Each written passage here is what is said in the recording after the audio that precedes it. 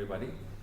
Thank you all for joining us here on a surprisingly chill Saturday morning in Bangalore during April, so quite happy for that. My name is Amrut. I am a senior researcher at the Indian Institute for Human Settlements here in Sadashivnagar, and I'm also part of our exciting Let's Talk Spatial group, formed by me, Aman, Tiaku, and also Santosh, who should be joining us online from the Middle East somewhere. Let's Talk Spatial is basically let's say a think tank. In a way, we try to bring together folks with common interests across India, across academia, across industries, to basically talk about spatial. We're all very special people, pun intended, very bad one, but still. We'd like to see where academia and industry go together hand in hand in the geospatial industry, and what we can learn from each other. Try to be as open and as accessible as possible through our social media, through ourselves, and try to see where we can take geospatial as a domain a little bit more further, a little bit more mainstream. That's our objective for this whole meetup of ours. And today is our 20th event. It's almost over 2 years since we have started this, and almost every month we have tried to have an event. We've had life-changing events for our own team members. We've all got married in these last 2 years as well, so we've almost kept our monthly quota intact. But it's been an exciting journey, and a lot of people to thank over the last 2 years. We started out at IIIT Bangalore with the help of Professor Jaya, who's also joined us here. Without her and Mr. Gurudatta, who's been our foundation pillars, basically, and trying to help us coordinate, find networks, talk to people, find places, find venues, it wouldn't be possible. We wouldn't be here without folks like them. Just a round of applause for a lot of folks. So yeah, that's basically our introduction. So the way this works is that we try to start out with the domain that's for the presentation of today. We'll have a couple of questions in between. We'll take a small break. It's a very heavy set topic to talk about. Then we'll come back again, we'll discuss, and then we'll have a final panel discussion where it's open to the floor. People can ask questions. I have some questions of my own as well if you think mine are too basic. It probably might be. I'm not an expert in remote sensing and agriculture, but I've tried my best to learn as much as possible last night and try to sort of do this. But yeah, that's basically it. So I think I'll just give a small introduction to our first speaker, and then we'll get on with the presentation. Just shift the slide.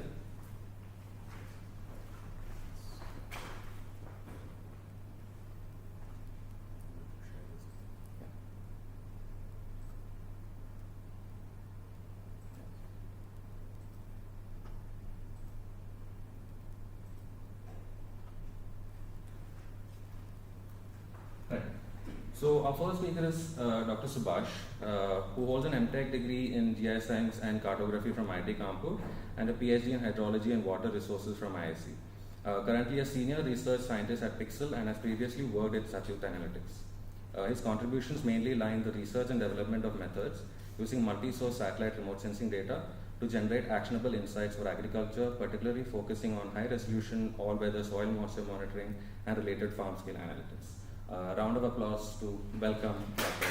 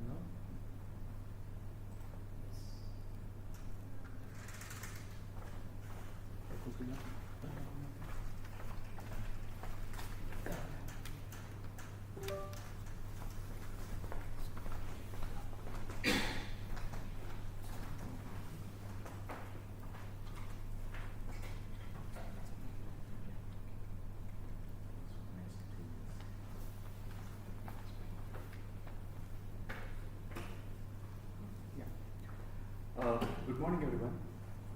Audible, right?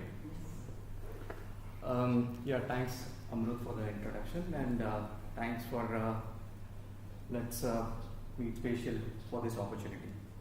So before we go ahead, just wanted to have a raise of hands of how many people are aware of this Krish DSS, which is the decision support system. So have you heard of it? Have you seen it? Okay, probably over here at this meetup. Yeah. So I will cover in that in detail, but wanted to probably go about giving the context on why I had to actually look at this Krishi DSS, and then the hyperspectral data joining that, which is the open data. We'll cover that as well. So typically in a startup environment, what you see is you have how a client acquisition process goes about it. Like you start with the discovery calls first. So it's like trying to understand the requirements of the client. So it's 1 or 2 calls. That's when you show what is that you're capable of, the models that you've already built, and then show some of the results and all. And then it eventually ends up with the client saying, let's do a proof of concept. So in that case, typically it happens that you're starting now with a lot of things which are unknowns, starting with whether you have the ground truth data for that specific location, whether the satellite data that you have, does it have the coverage, does the models that you have would serve the specific requirement. So there are a lot of unknowns in that case. So now what happens in this is, like in that case, now it's more of improvisation of things, and then you also start to put in all the science that you've learned and also that you've the models that you've built. So this, what I'm covering in this is once a journey where we had a client come in with the specific requirements, and that's when I stumbled upon this Krishi DSS decision support system, which is by the government. And then Pixel is into hyperspectral data, so joining that with the satellite data, and then how we could build a case study specific to the Agri analytics. Now the presentation is into 2 parts. The first part is we'll cover about how we could access this data set from Krishi DSS and then the hyperspectral data, and some of the challenges with the data sets. It could be both accessing this data and then some of the challenges with once you have the data, what challenges they're also putting up to you. And the second part is using that data set, how a specific case study has been. After all that, we'll be looking into some of the directions we are looking at with these data sets that are available.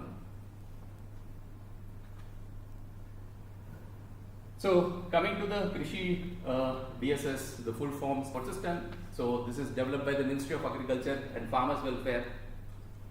So it was launched in 16th of August 2024. It is basically a geospatial platform wherein the farmers are actually given the advisory. That's a larger picture that with which the government has built the system. So it is on lines with the digital public infrastructure. So wherein you have the Aadhaar, wherein you have the UPI payments. So it is built on the same sort of a structure as well. So the layers that are available are the digital crop survey, yield estimation, crop damage assessment, mapping of the soil and weather related information. So these are some of the layers. You will not have all the layers that are there, just that these are the ones they want to put up eventually in this platform.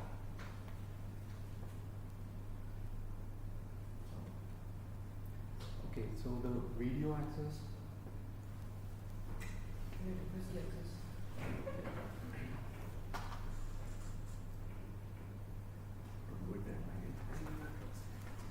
Sorry.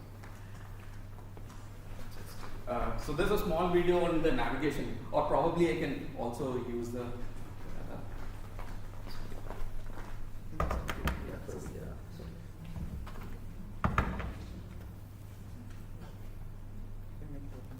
Yeah.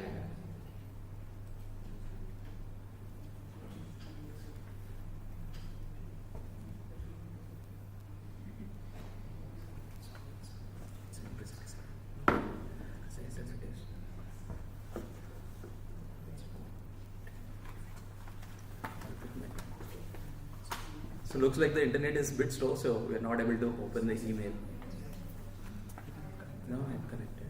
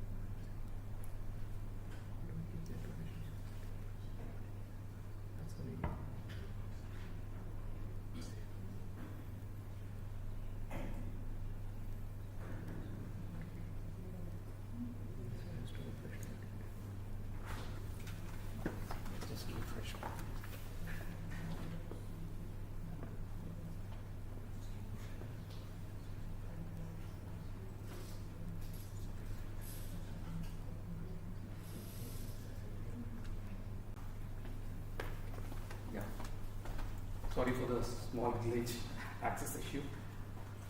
So just play the video. So this is the Krishi DSL dashboard. You can see the URL below. So what we're trying to do is I'm walking you through the navigation of the dashboard. So here you see on the left you had the menu. I'm selecting the filters here. So in that I'm particularly interested for the ground truth. So here you have the state, then I've given a particular district. The sub-districts are the taluks that are there in that district. And then the crops, there are about 380 crops that are there in this dashboard. Then you have different sources from which this information has been gathered. It could be from the crop digital survey, and then some of these things are also being gathered by MNCFC as well. And then you have the season, date, rain and all. And yeah, these are the points. So here we have specifically selected the deployed cotton. So that are the points. But unfortunately, as you see here, the data that is there, you cannot use this data set because it's just in PDF, JPG formats. So then I clicked on the login, provided my mobile number there and just waiting for the OTP. So once you provide the OTP, I'm just entering the OTP here. To sign in and see if at all you could actually download this data in the format that is usable in the GIS world. So unfortunately, even you pass the right OTP, it doesn't log in. So that's a challenge with the government portals that you have. So with that, then you can't just stop here. You have to see if at all there are other means you could actually use the data. So your first thing is probably you might have sent an email to this Krishi DSL support and asking what even I provide the right OTP, I'm not able to log in. So those sort of things, even you send, these don't work. So actually I've tried sending an email and there was no response. Then the next step is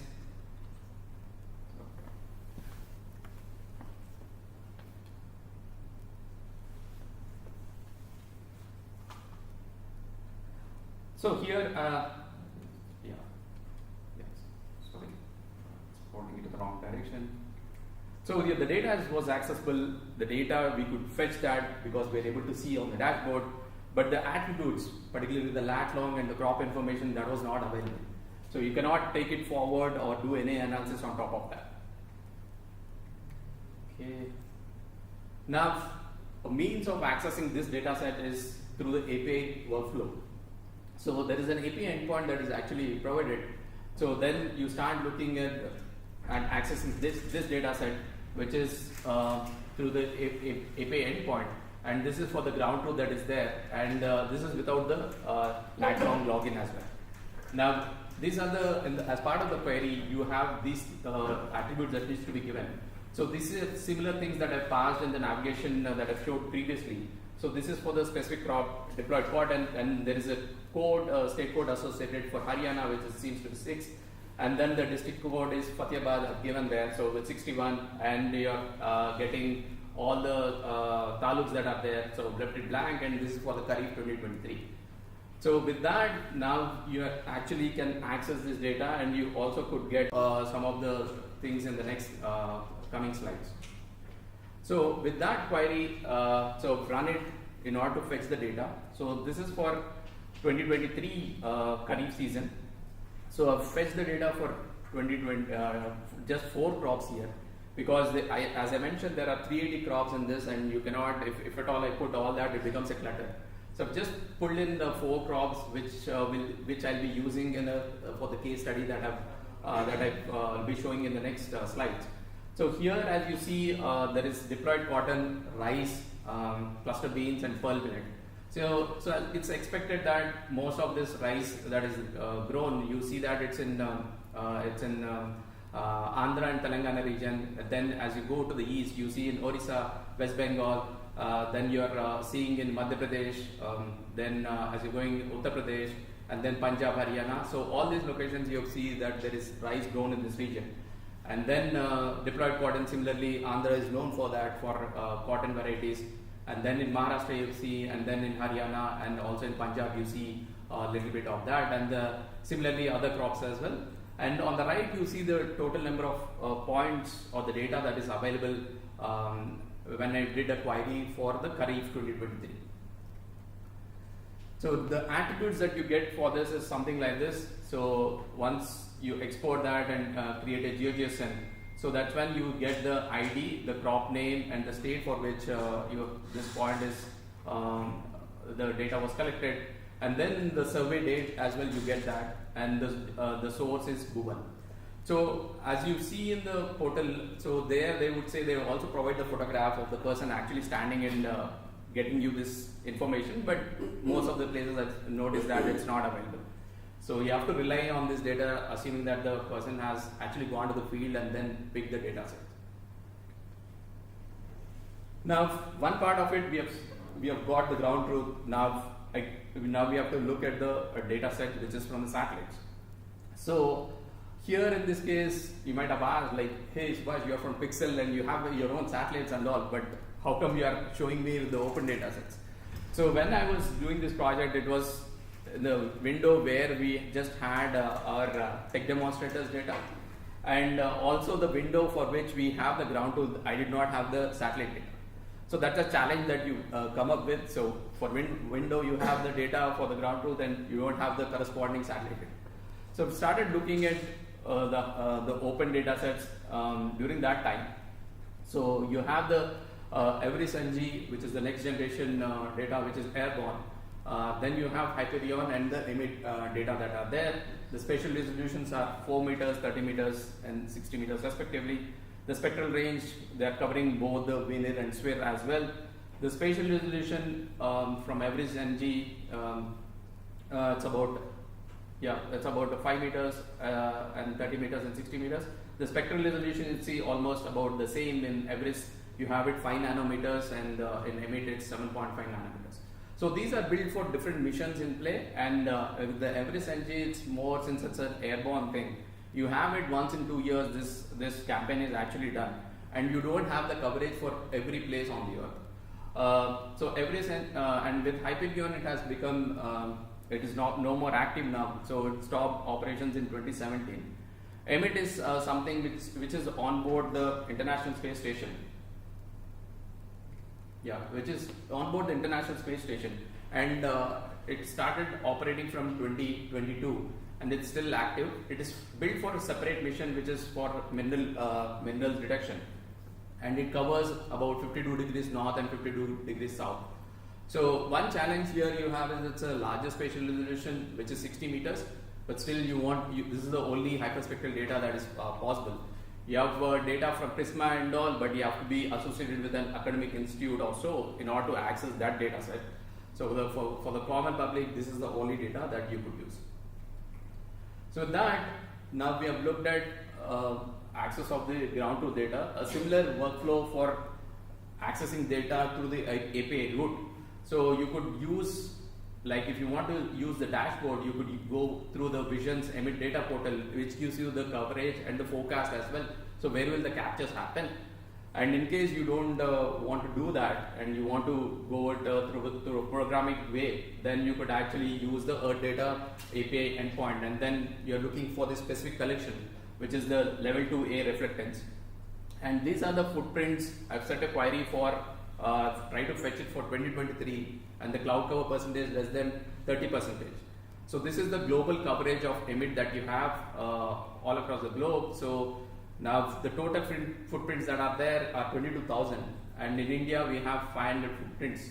So it's about 2% of the data that you have. So all the North and South America, most of the regions that you see. So it's not like how we get it in Sentinel-2 that every part of the globe is actually covered. You only have parts of it because it is decided by the team which areas have to be captured. So only few interested areas, that too specific to the mineralogy use cases, only those would be actually covered, and you would at a specific location you don't have a repetitivity as well. So you might have 3-4 captures that are available at the same location.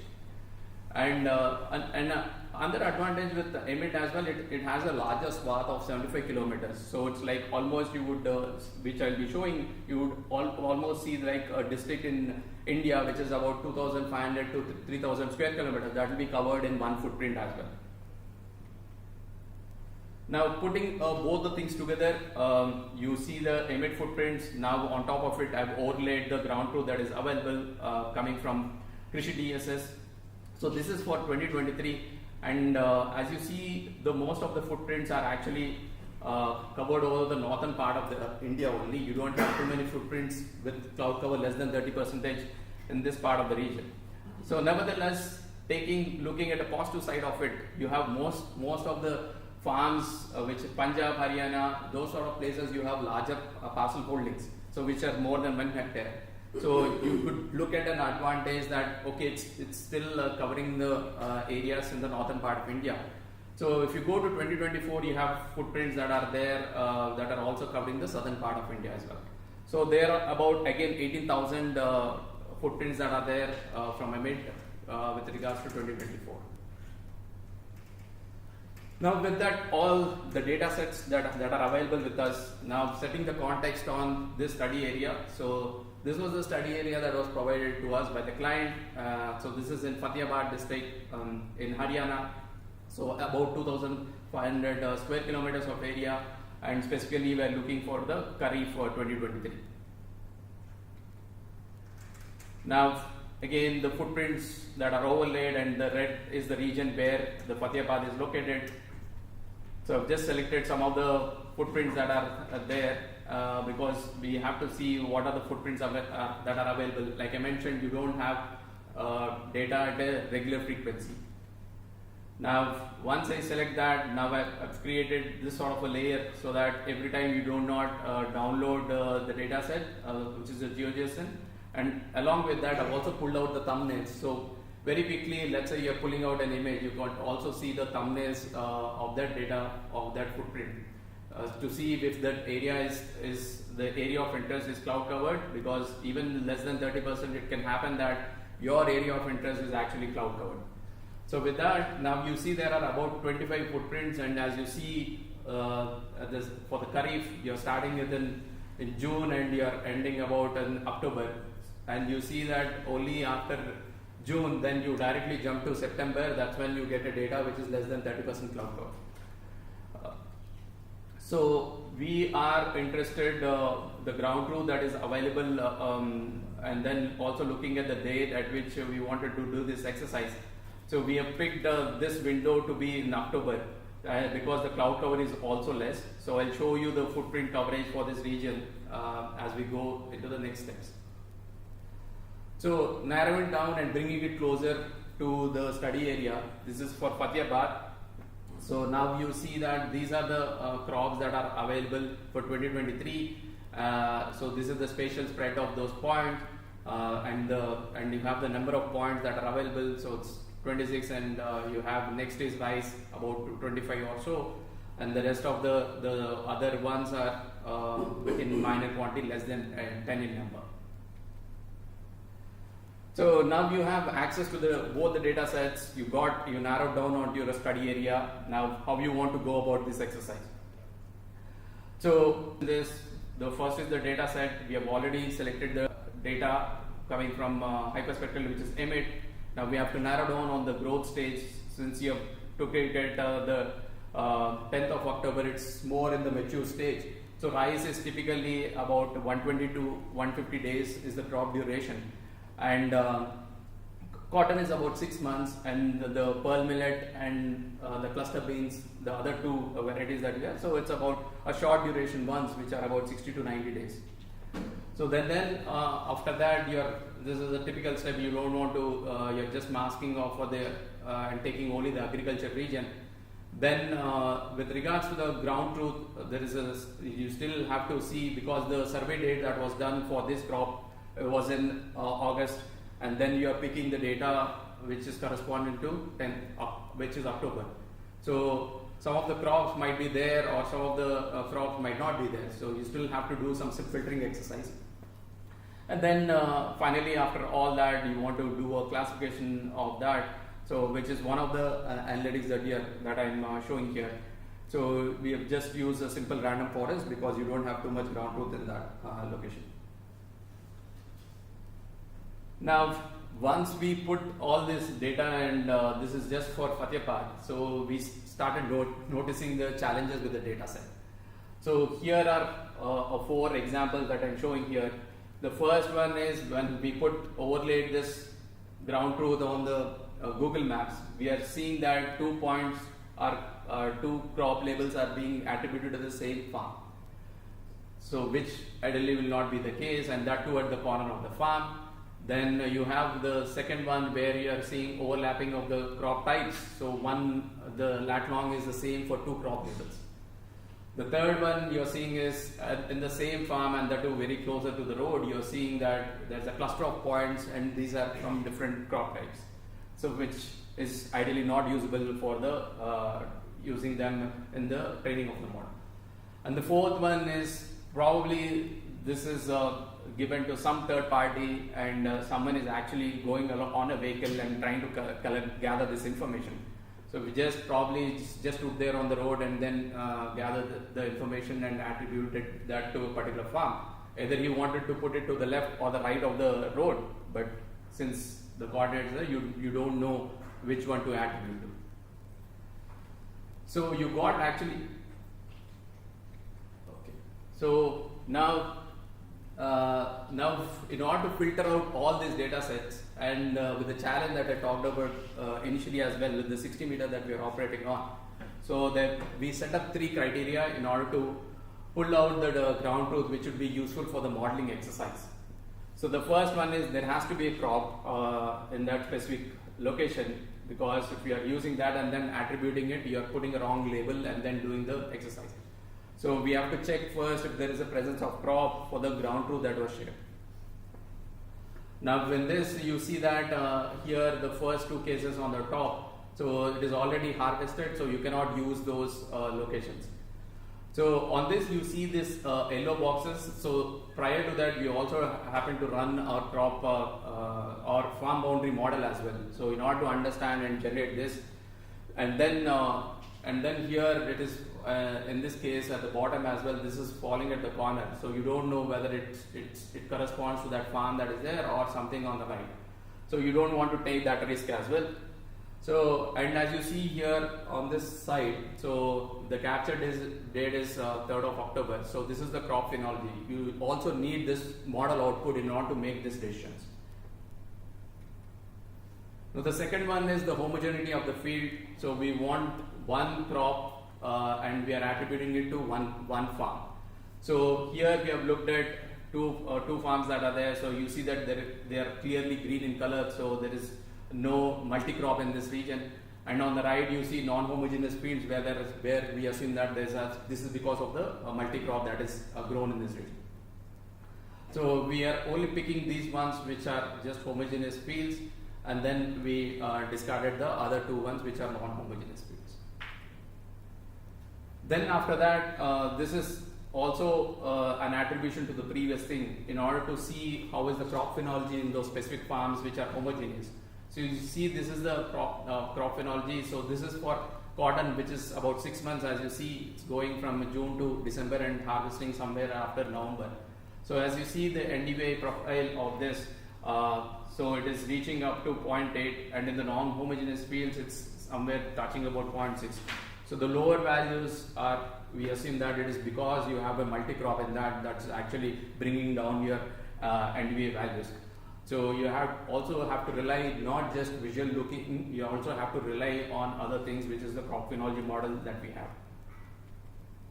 The last one is trying to set the minimum area, because as I mentioned as well, and 60 meter data, here your farm is falling into 2 pixels, and there is somewhat about the corner, but we took it as it's being attributed by a single pixel.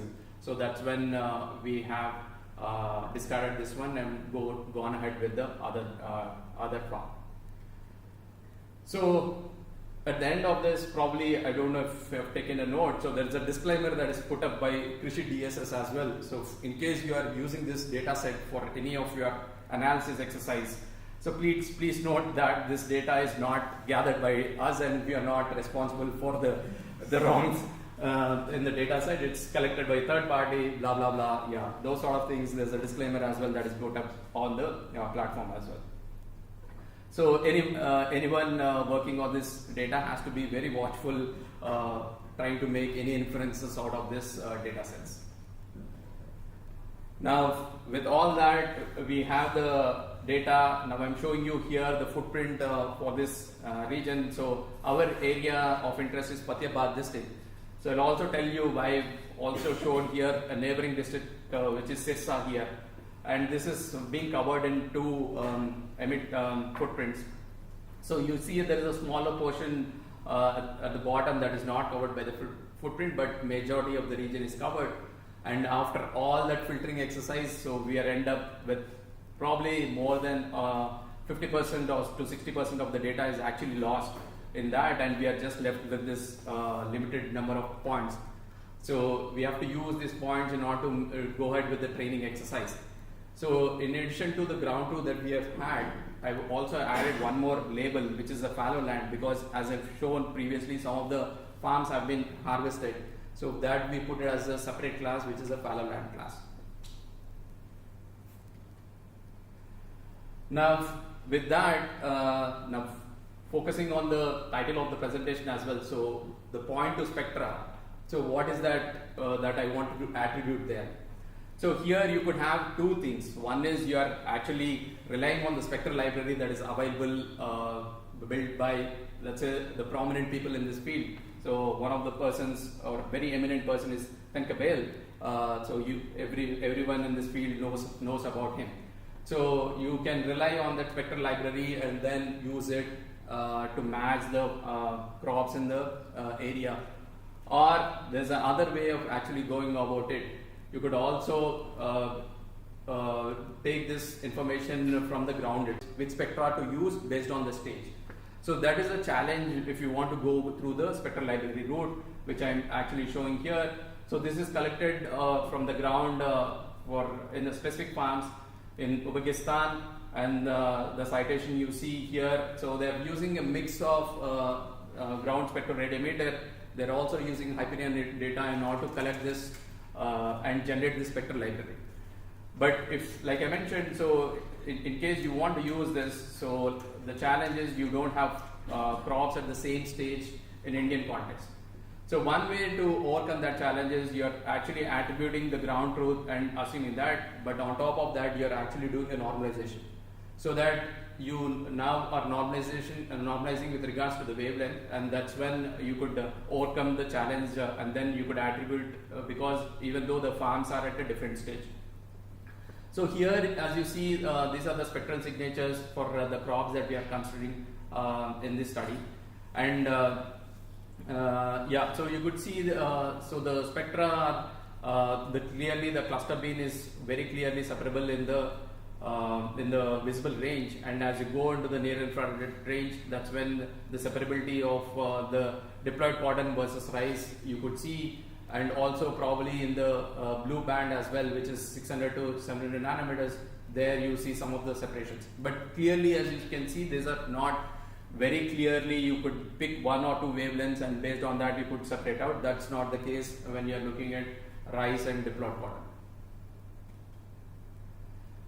Now, also other thing is based on the study that Tenkabel has reported. So it's not like you have to take whole of the wavelength or the whole spectrum and then do a dimensionality reduction, and then on top of that you're actually doing your crop classification. There have been already studies reported that which are the wavelengths are important when you're doing particularly a crop classification exercise. So as you can see here, in the blue band, it's more about the carotenoids, and then when you're entering into the green part of the spectrum, so it is 500 to 600, it's mostly of the pigmentation that are important. And then in the red band is more about the nitrogen content, and then as you're entering into the near infrared range is more about the biophysical parameters, which are the La, dry matter, are of importance. So you could actually, we started to narrow down and cut down on the bands that we want to use, and started off just using the bands that are proposed in the study by Tenkabel. So there are about 20 bands or the wavelengths he was mentioning, And when we did this experiment trying to take the whole of the spectrum, passing in all the bands that are there, while I was taking only the specific bands that were reported, we found that the specific bands also provide the same level of accuracy when you're versus taking the whole of the spectrum as well.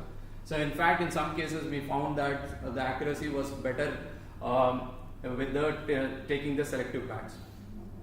And also, this becomes important if at all you might have seen. So in the hyperspectral space, it's not that every satellite company is going to provide you, if they report that, if they're reporting that they're providing you 150 bands, it's not that they're going to provide you all the 150 bands.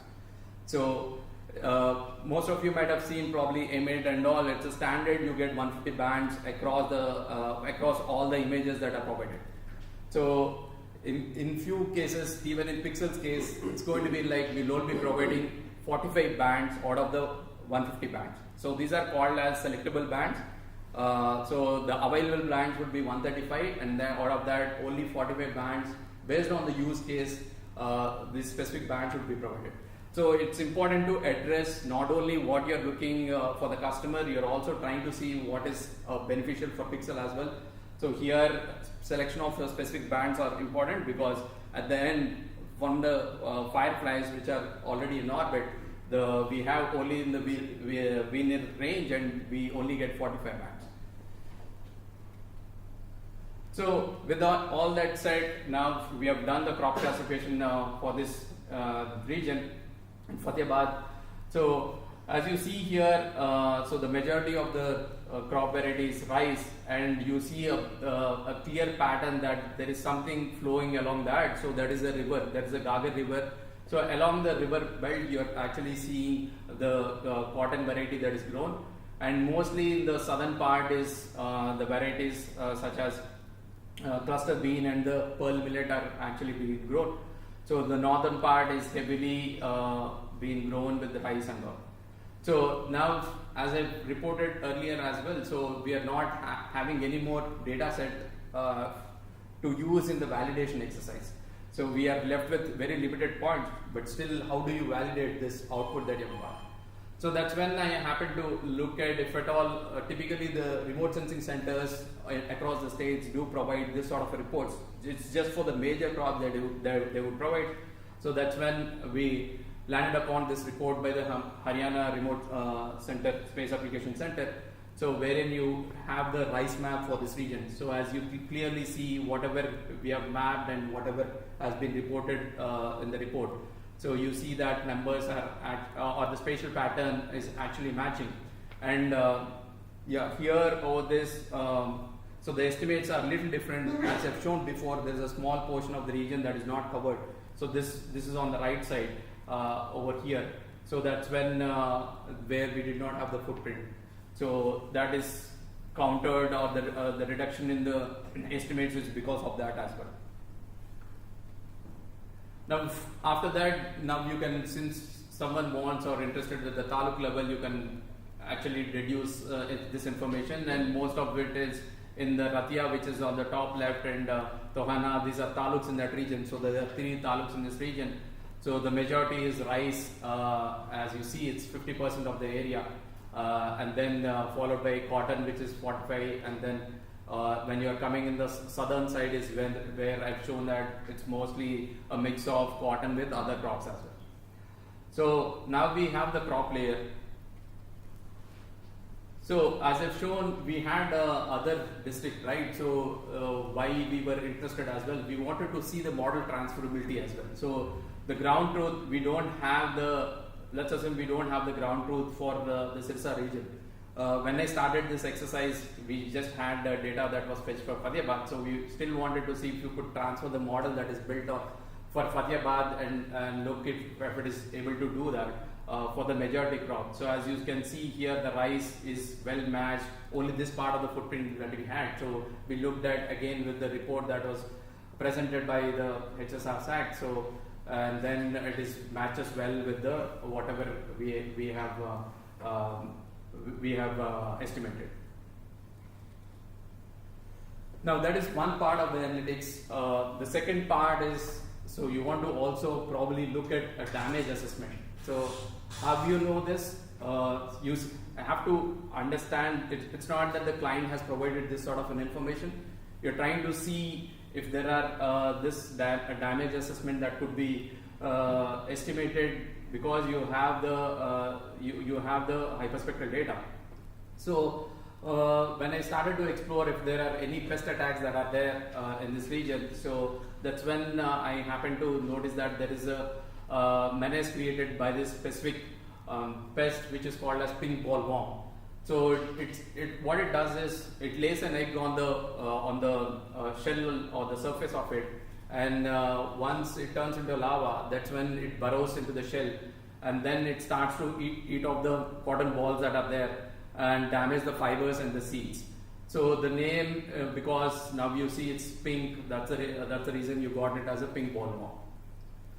Now this is at a stage, it starts and occurs in the middle phase of the crop, and it goes up to maturity stage, this menace. And there have been reports in 2022 and 2023 as well. So this is causes havoc in particular districts in Haryana, which is our area of interest. So it's in Sirsa and Fatehpur. So this sort of a challenge is there with this specific pest. So now we wanted to create an assessment on which of the cotton areas have been actually infested by that specific pest. So this shows you like what is the spectra when in case of a healthy versus an infested plant. So here you have it at the different stages of infestation. So the green corresponds to the healthy one, and as you're coming down, so the red corresponds to the most severe stage. So as you can see here in this, so there's a clear demarcation in the near infrared range. So as I said, we just want to limit ourselves to 900 nanometers, again taking into consideration that our pixel Firefly satellites will all be are only available in the Wiener range. So then you are looking at the grade 1 versus grade 2. It's not that clearly separable in the near infrared range up to 900 nanometers. But once you come into the red part of the spectrum, that's when you could clearly see that they are separable. And in the green part of the spectrum, so you see changes, but it's only mostly in the severe grade. That's when you could actually identify the changes in the spectrum. So with that, I happened to build one custom index. So these are the spectra for the healthy plantation versus an infested plantation. So we don't know the level of infestation that is there because you're just taking from the newspaper report. So the spread of the disease you could do, but since we are operating with just one single image, you cannot do that. So what you could infer from this is, for the healthy plantation, you clearly know that there is going to be a dip from the green to the red part of the spectrum as you're coming in because of the absorption by the chlorophyll. But once you are having an infested plantation, it's more of a flat line, or in some cases you would see a slightly higher value in the red part of the spectrum. So what the index, what it is suggesting is, if it is a healthy plantation, this will lead to a negative value, and if it is infested plantation, this leads to a positive value. So with that, now we have created a potential areas of infestation by the pink bollworm. And as you see, so this is only just the cotton crop that we are showing, and the rest of the area has been masked out, or other crops has been masked out. And as you see here on the eastern side, which is more in the Fatehpur taluk, so you have proportions of it that are there, but most of this in the southern side is where the pink bollworm has a higher grade of infestation. Yeah, so with that, I conclude looking at how we could take this forward. So the one that I've shown for this case study, it's more like we had to do it on a manual basis because we didn't know on the quality of the data. Only when we started to look at very closely, that's when we got to see that there are challenges in using this data. There's a lot of data that is available, but use it with caution. So, but even in that case, just for 2023 for the rice crops I have shown. So it's about 5,000 points that you have. So out of that, even 50% is lost through the quality control checks that you have. You still have a 50% of the data set. So how you could leverage that 50% of the data that is there, because you cannot gather this sort of an information from any part. So it is only available here with such challenges that are associated. So we want to set up a more of an automated framework. So we have something in the pipeline.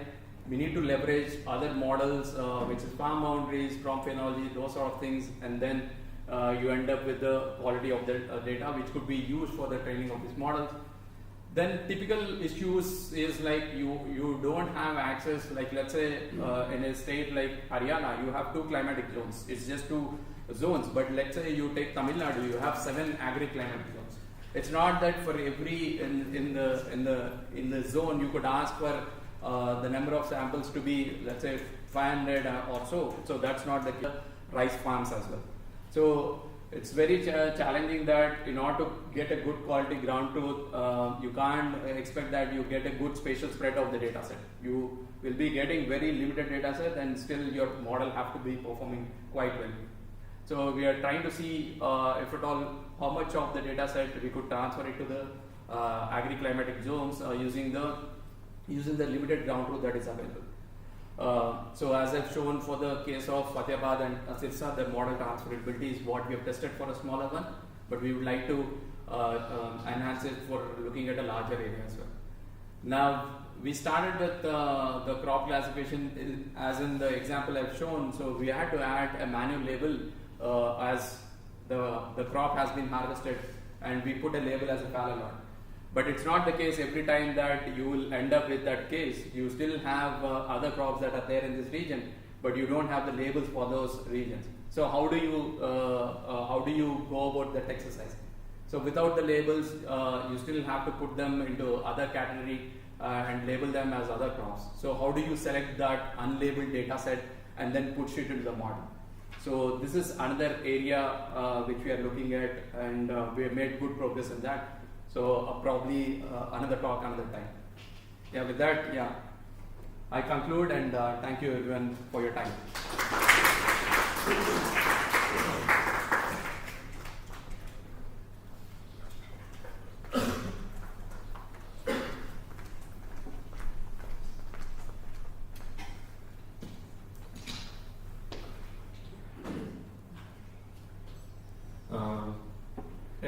Thank you, Dr. Subash. I think DSS or the whole systems behind all of this has been exceptionally useful to sort of connecting grassroots level to policymakers to actual data on the field and from the satellites. I think we made a big breakthrough over the last couple of decades, I guess, overall. Have we seen it grow?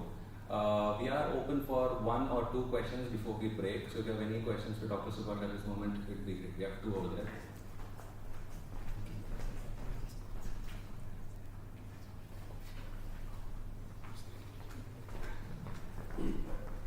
Yeah, thanks for this insightful talk.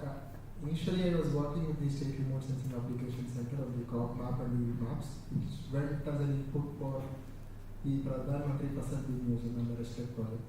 So there we faced many challenges, as you said, and we were also in the same boat. The data set was hyperspectral, like it had higher number of plants, higher number of errors, and narrow bandwidth, which was narrow output data. The 2 things I want to ask is, one is the crop phenology and the points. How do you classify the points according to the crop phenology? Because the points data collected might be around 1,000 points, it might be labeled as paddy, but the paddy could be under different crop growth stages. So it might tend to an error to the model when it is fed into the model. Because different crop phenologies would be labeled same as paddy itself. Okay, no. So how, probably, I think I got your question. So here we already know what is the phenology or the ground truth label is already available, right? So what we're trying to see here is trying to probably look at the duration. First thing is, since that are actually changing in this case. So you have rice, diploid cotton, which are of different crop durations. So now we are not feeding the crop phenology forward. It's just on the hyperspectral data that we are operating on. Was that Does it address Yeah. your question? Yeah. So we are not. We have another model which is more on the crop phenology. You could you need to take the whole data set and then feed it into the system in order to do the classification of it. So that's a different way of going about it. Here in this case, we want to just go with a single image, which is the hyperspectral data. Okay. Thank you. Thank you for your analysis and sharing the presentation. My question is, one you already answered this question. Next one is, like, what features you have used in the model? Like, is it only raw bands or any derived indices or anything else? No, just the raw bands. We haven't used any derived indexes on. Only hyperspectral or combination of standard and No. It's just for data cleaning. So that's where we have used other model outputs. But for this exercise, it's just exclusive hyperspectral data. It's also because the client was looking at what we could offer with the hyperspectral data. So you could bring in other data sets, be it the SAR. That might be helpful in resolving some of these things. But more in this case, we just had 4 crop classes. Right? So as you are going into cases where you have crops which are spectrally similar, that's when you start to bring in the hyperspectral data. Sorry, the accurate data. Yeah.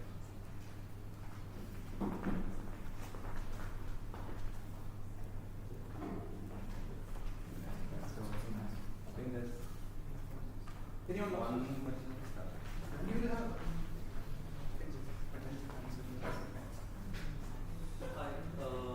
In the process you showed there were 4 steps. Can you tell how much time it took you for the first 2 steps, which is collecting the data to be processed, and how much time comparatively it took you to actually do the work? Yeah. So we just had a week in that. So in that week we took 5 days for the data creation, and then the next 2 days for the analysis. So what was the size, as in GBs and Bs?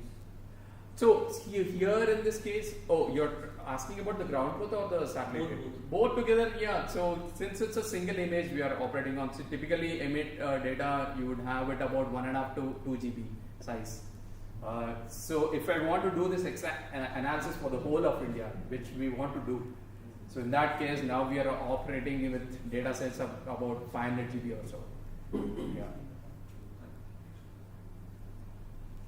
Just one question on our live chat. Deepak Murugan is asking, from the normal versus disease infested spectra, it looks like NDVI could be directly employed for identifying. Did you look in this aspect? Yeah, we've looked at that aspect. So the reason why we wanted to look at in a different angle as well is, like, we have the data from pixel side. So FHWM, we have it in the one in the visible range is narrow, and the one in the near infrared range is broad. So that's the reason we looked at the narrow bands that we wanted to use. Okay. Thanks, Deepak, for the question. Hopefully that answers it.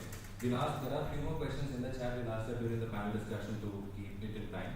But thank you, Dr. Subash. A round of applause, everyone, for. So what we'll do is we'll take a break. We'll have some chai stuff from the back. We'll be back at 11:30 for Professor Jasmeet's talk. All good? Thank you. See you soon.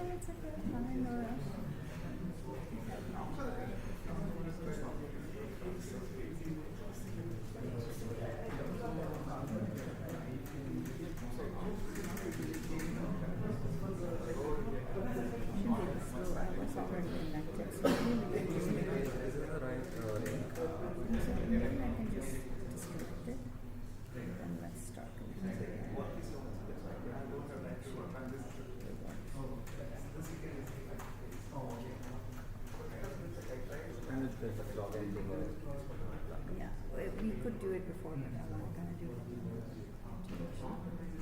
Okay.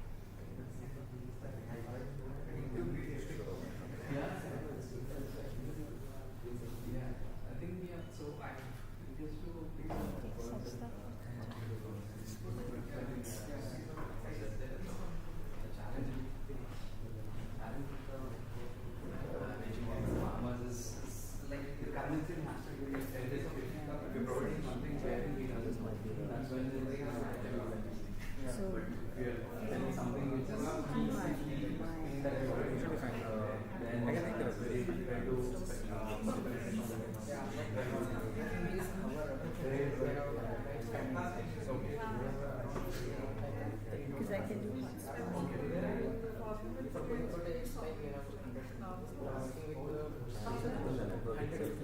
yeah, I think it's down, so it's gonna get crazy.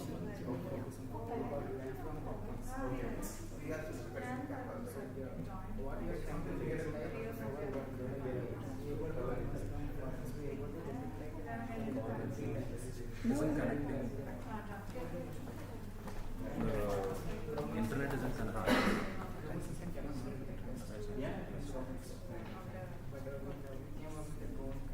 So how it came in now? Okay, through how many people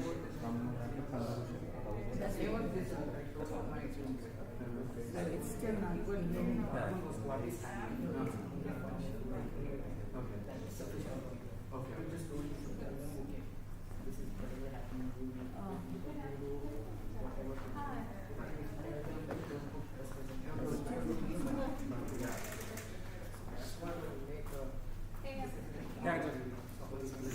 We'll fix this up. Oh, yeah. I think we'll get one of our guys and we'll just do it together. We can just go ahead, it's fine. Oh, it's on your phone. So I'll just do it here. So that's good. And then Yeah, you have joined the meeting. It's there. what should I do? Should I say yes? Allow Google requesting hyperspectral driver and click directly access the screen. Yes, hello.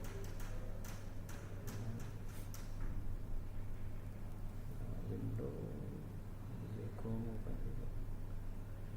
So here, where are you? It should be online. Yeah, it's on. So, okay. Perfect. So, but it's not coming here. Oh no, that's I have to just change it here. Okay.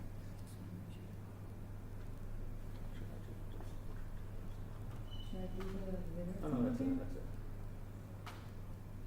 So, there. Okay. And then let's do the full screen.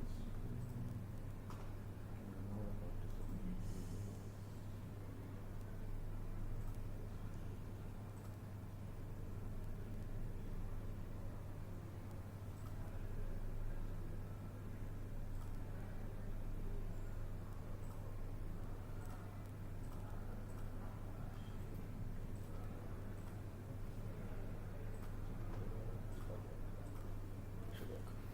Right, all set. Yeah, that's fine. And then we have that. Good. And then this one is Yeah, that's the to. That will this, probably. and then this will be. I'm not sure if that would work because, No, because it's connected to your system, no? Can you, do you have a Oh, USB thing? let's for see. it? It should be, there should be something, you know. So I have a USB.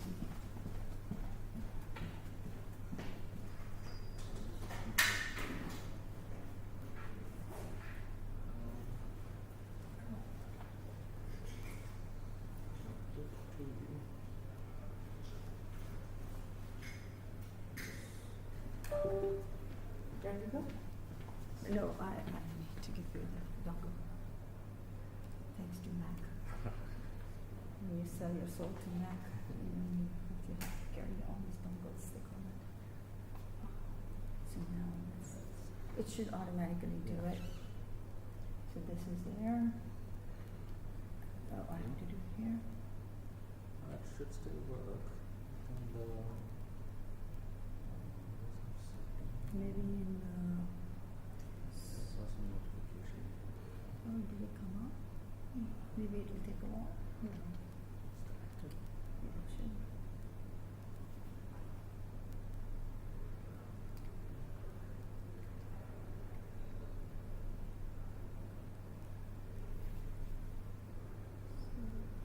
don't need to see this, right? Yeah, I mean, this is just yeah, you can open up your, So, but if I move, yeah, you can, yeah, you can, this is it, Yeah, right? that's- So maybe, yeah, that was, Yeah. that was cool. so it's, And it, just it was check on because the we were live trying to do it on that machine. Let's check on the live stream now. Yeah, absolutely, absolutely. So they should be able to hear us now or not yet? Yeah, that's what I wanted to just check. Oh, well, we are not on the mic, right? So,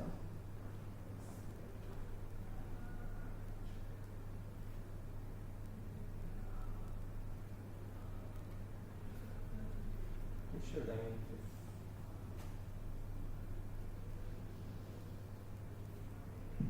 no. Small lag, it should come. Yeah. I heard my voice. I'm glad we checked it. Thank you Yes. so much. I really appreciate it. So that No way problem. people won't feel like Oh, they yeah. have to wait around. And I don't have any videos, so I'm All right. pretty set. Cool. So I just want to confirm one more thing.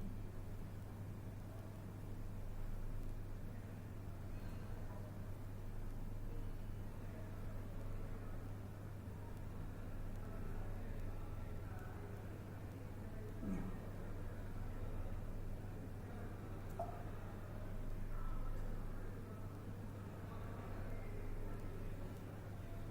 Did I mess it up? No, the screen share was for. We have to, oh, yeah, no, it the thing stopped is, it again. yeah, no, because we need to do the entire screen and to do the whole thing. Okay, If you now move we the do- window, then you won't be able to see that. Okay, got it. So I'm glad you yeah, did. so now I should go over here. Perfect. And then we, if we want to, perfect. And then, I see at the bottom, but Okay. can we do the whole screen? I'm not sure. What are you using for? Is that like a full screen thing on this? I think. Or maybe that's wrong. That was PowerPoint. No? PowerPoint, so I was doing that. It's Should good. be.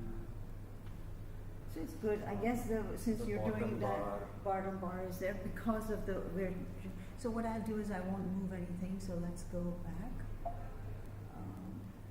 and then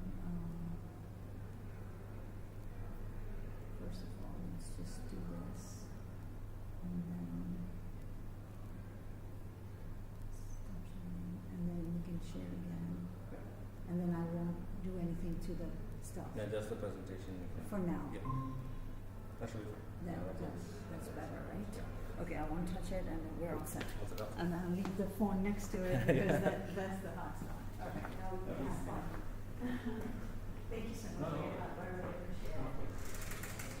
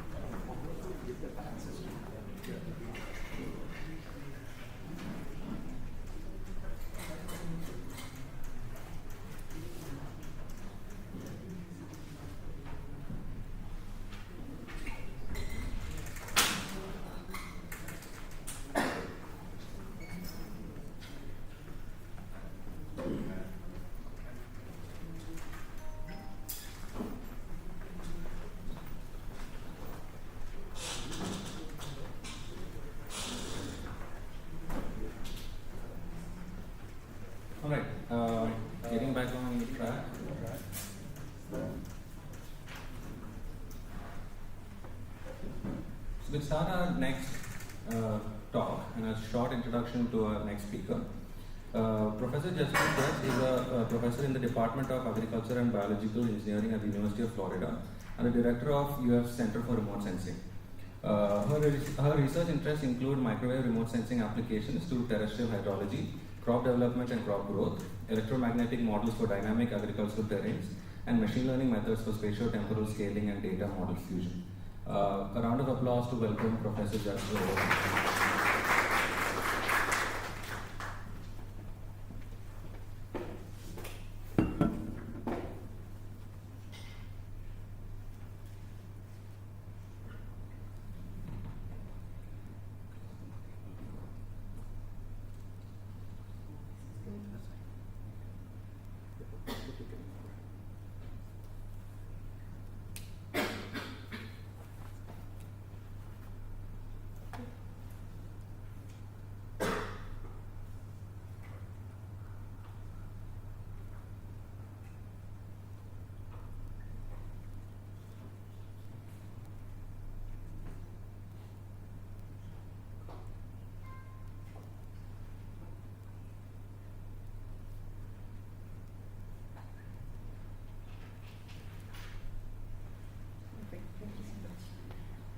Thank you very much for the introduction and the invitation to speak. I really, really appreciate it. And thank you for, all of you for coming here to listen to this. I appreciate the previous speaker because I think that sets a very good stage for what I'm about to say. It's like a great continuation. And, even though we didn't share notes before this, I'm really glad that this is how it has worked out, so thank you very much for that. A quick thing about me, my background is in electrical and computer engineering with remote sensing technology development and applications, and also in atmospheric, oceanic, and space sciences. So that gives me a geoscience perspective to apply remote sensing to. And then I've been at University of Florida for almost 24 years, so I've been there for a bit. I've been the director for Center for Remote Sensing, so I'll talk a little bit about the university. There's a delay. Yes. So talk a little bit about University of Florida before we go into the topic at hand. It's the top 6 university, top 5, depending on which U.S. World News reports you follow. In a public university in the country. It is really comprehensive. It has a law school, engineering school, agricultural school, veterinary school, medical school, and all of these business school, and all of these schools come together so you can really do interdisciplinary work across boundaries. So you can there's a Water Institute, for example, does water-related hydrology research from a policy perspective with lawyers in a collaboration with some environmental engineers in a collaboration. So that at University of Florida, you can do a lot of cutting edge across the disciplines kind of a work. Also, nice thing about University of Florida is that the methodologies and applications that we work on are primarily, most of the time when we work in Florida, it's going to be tropical and subtropical focus, and it's one of the only states other than Hawaii, which is very small, we have subtropical and tropical climate. So what we do methodologically can be transferred to India. And that's one of the exciting parts. I think we want to kind of keep that in mind. And since I'm going to talk about agriculture, I'm in Agricultural and Biological Engineering Department. The Institute of Food and Agricultural Science is the land grant or the agricultural arm at the University of Florida. And we have about 550 research experts. But interestingly, we all have research, teaching, and extension appointment. I have a research and teaching appointment. Some of my colleagues in my department may have research and extension appointments. What does that mean? That means that we work directly with extension agents and farmers. So this research is seamlessly extended, and here we have agricultural universities, like GKVK and things like that, and they have, so you can think of their faculty having extension appointments. And so they work with companies, they work with extension agents in the county as well. So we have that at University of Florida, and so one of the biggest efforts that have happened over the last, I would say, 4 or 5 years is that we have had significant artificial intelligence AI capacity at the university. So NVIDIA's co-founder is a UF graduate. So he's given us tons and tons and tons of money, and he keeps giving us that. And he wants us to be leaders in AI in agriculture in the US. And really spearhead that. So we are developing a lot of relationships with Indian institutions, Indian startup companies, and things like that, because we want to employ AI in agriculture. And we have hired, not only in agriculture, but across the university, tons and tons of faculty focusing on AI in every single arena. So we have task forces now where we're trying to come up with curriculums where we're going to teach AI-related things to different disciplines, like AI in music, AI in history, in addition to AI in agriculture or engineering. So AI will be all through UF, and that's one of the biggest things that is going to happen. Since I'm Director for Center for Remote Sensing, we cut across beyond agriculture. We have about 26 departments under us, faculty from 26 departments. So they belong to those departments, but when we bring teams together for writing proposals and stuff, we're combining all across, and with the theme of remote sensing, but across geography department, of environmental engineering, with mechanical and aerospace engineering, because they build small satellites and UAVs and things like that. So we work together for different things, and we have about 75 faculty right now that are affiliate faculty, and this is our website. So to talk about it, so far the previous speaker talked wonderfully about this, so I don't have to say anything about that. And many of you are all experts in that as well. But one of the biggest things I want to notice is that what optical infrared does in the microwave spectrum, since it's at lower wavelengths, shorter wavelengths, it gives you what's happening at the top surface of the canopy layer. So as the crop grows, you get it's sensitive to only top layer, whether if it's bare soil, it's going to be just top soil, or it's going to be top of the canopy, and if it's a tree, it's going to be top of the tree. So that's what it's sensitive to, and it's, of course, as we mentioned previously, many of the times it's going to be covered by clouds, and especially if you're doing anything during rainy seasons or anything in a tropical area, you're going to be out of luck because a lot of the images are going to be cloud covered. So typically, there's spatial resolutions are really fine, because it's centimeters to tens of meters, 7 to 10 day revisit, depending on whether you're doing hyperspectral or multispectral kind of things, or it could be longer, as we mentioned, as the previous speaker mentioned as well. So as you go further down the spectrum, you get into longer wavelengths. So the next one is thermal infrared, and once again, it has the surface temperature of the top of the canopy, top of the crop, top of the trees. This is also affected by clouds. And you have also, once again, high resolutions for this as well, but not as high as optical. Microwave, and then if you keep going back further, greater than 1 millimeter wavelength. So we were in microns here, now we're becoming millimeters and centimeter wavelengths. They're different. They're sensitive to the volume. Because they have a longer wavelength, they can penetrate through the canopy all the way to the soil, depending on your wavelength. So the longer the wavelength, the more penetration depth you will get. So you can actually and they're very, very sensitive to water in crop and soil.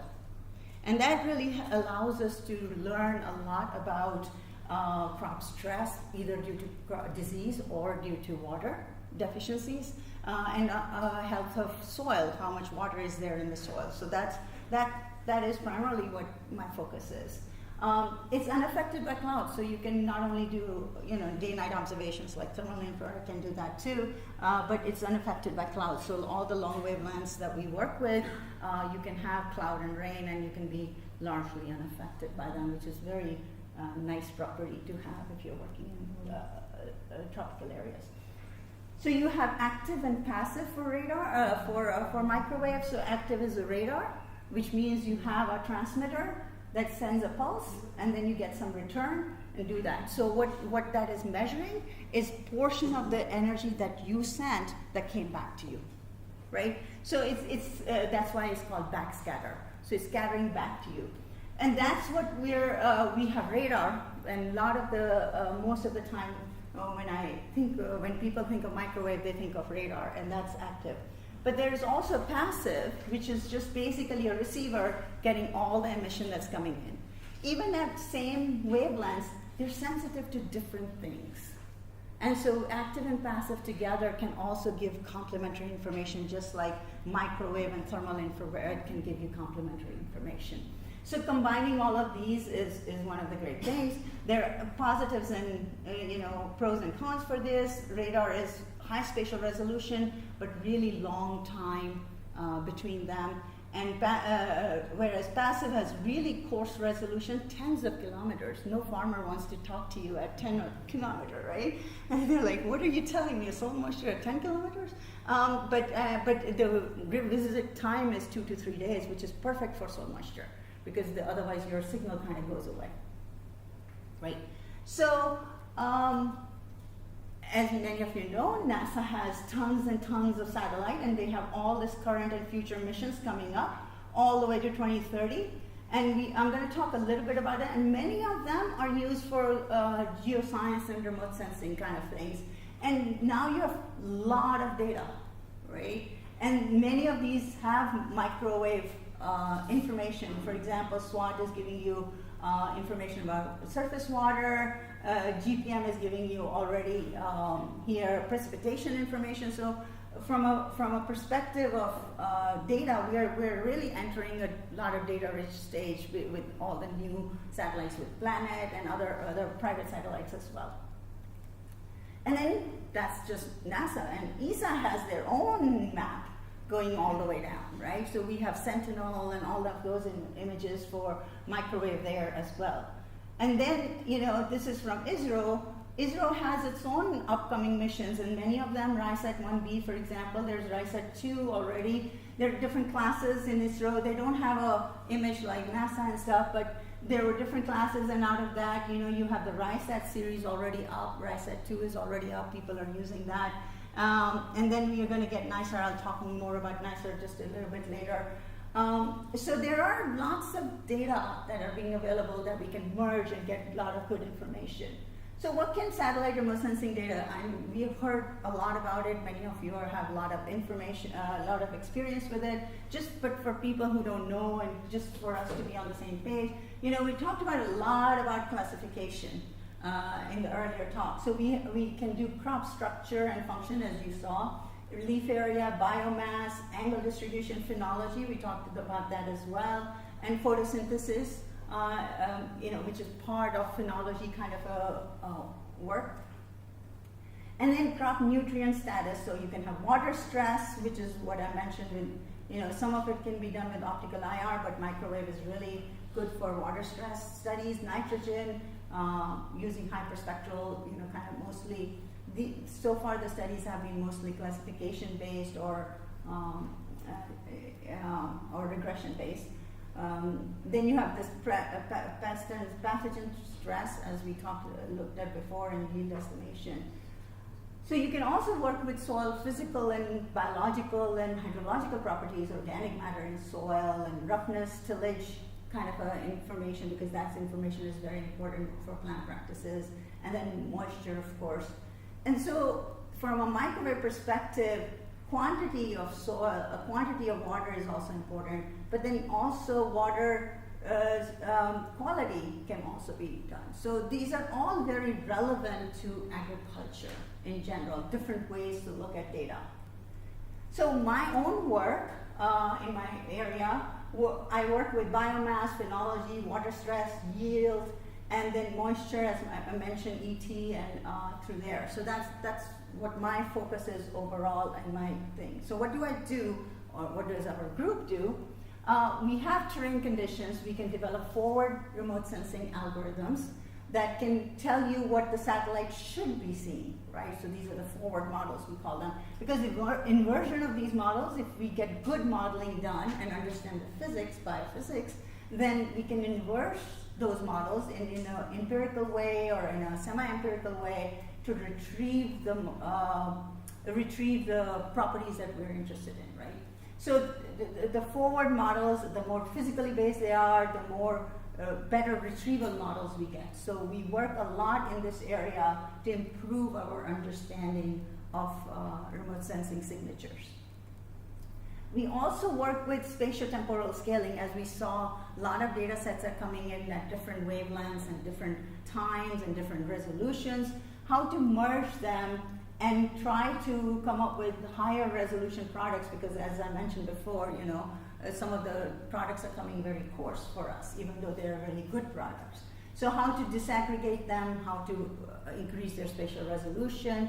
So that's where the ML methods are coming for spatio-temporal scaling. We also do optimization, where we can assimilate or include them in hydrology, crop, or microwave remote sensing models or crop models to include this new information that from remote sensing to improve model estimates, right? So that's called data assimilation. So we're working on modeling, retrieval, disaggregation, assimilation of data.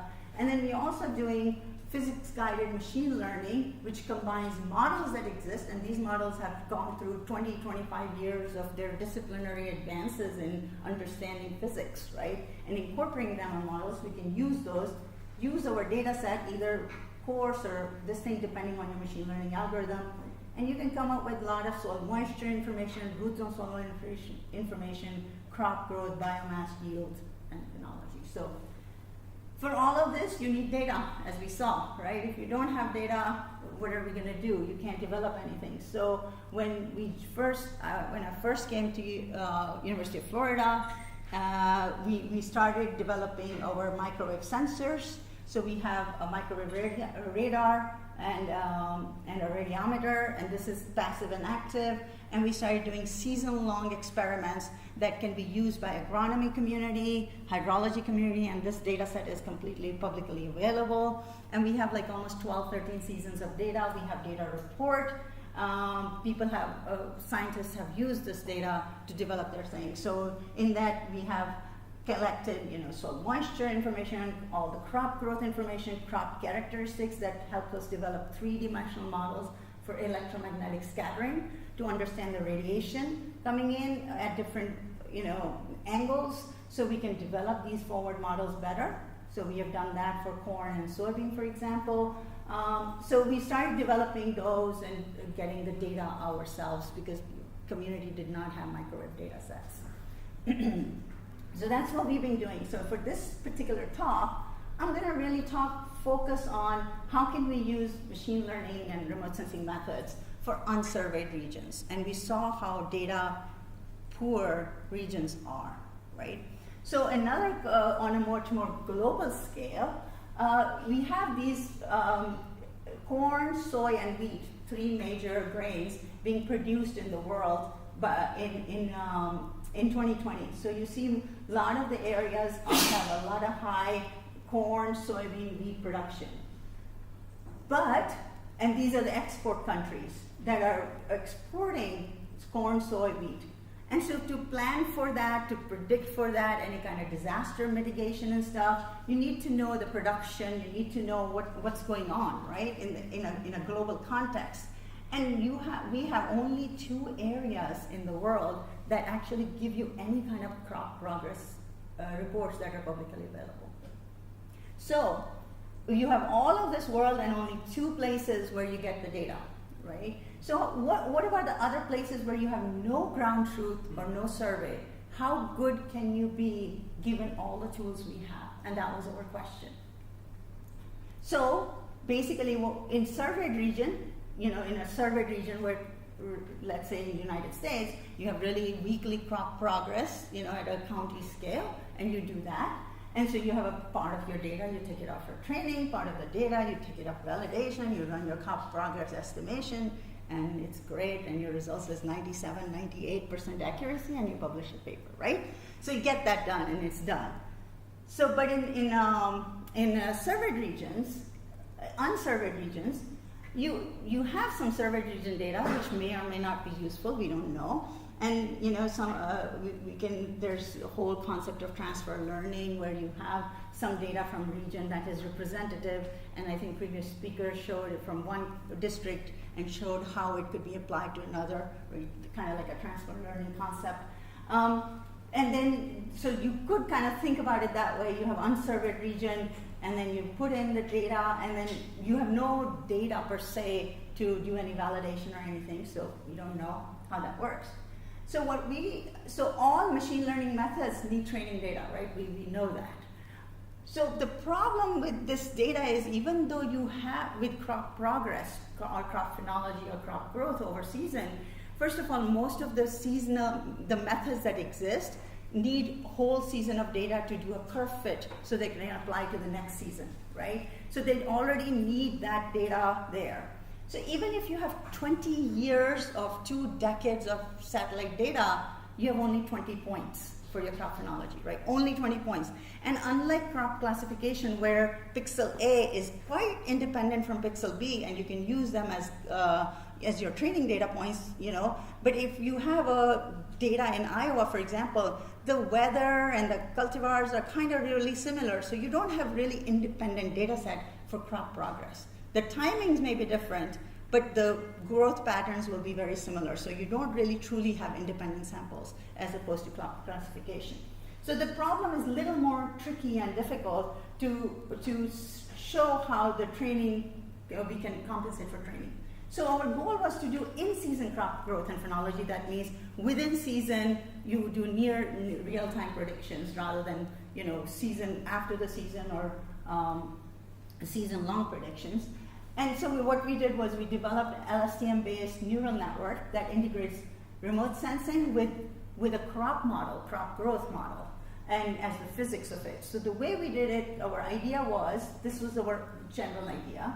So you have real data from surveyed region, in this case it was US, Iowa, and this thing, and since we did it for corn. And then you have a synthetic data that we created, and I will go over how we did that. And then you have real data from a surveyed region that you will hold out for your validation study.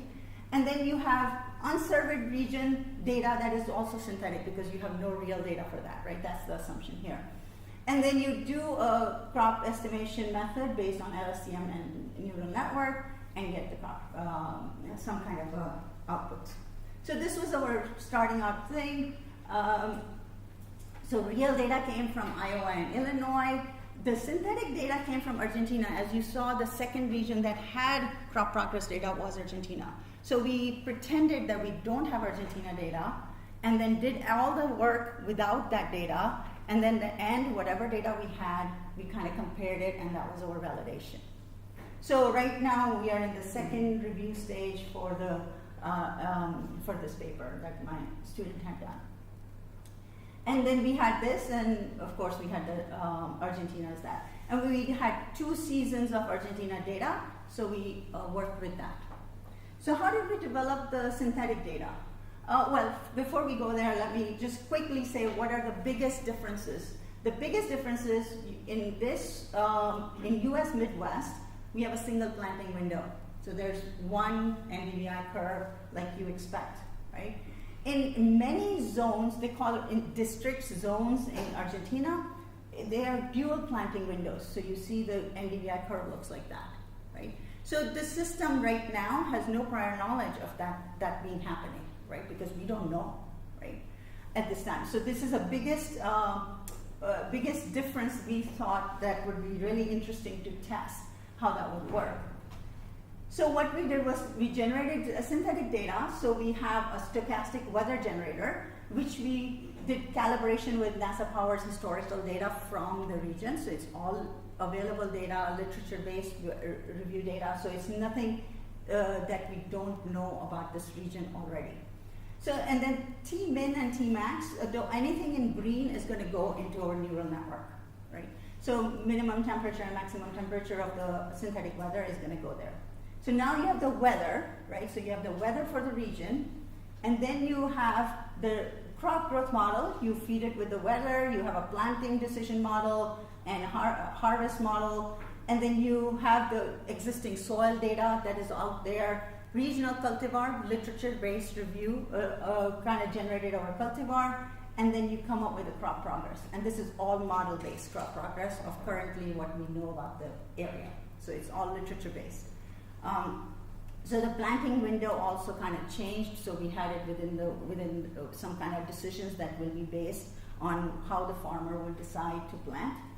And then we fed that crop progress, LAI, and soil moisture into a remote sensing model, optical remote sensing model, and generated NDVI.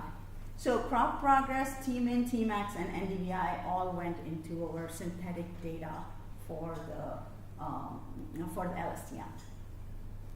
And we have side outputs and stuff as well, but that's what the basic 4 things went into there.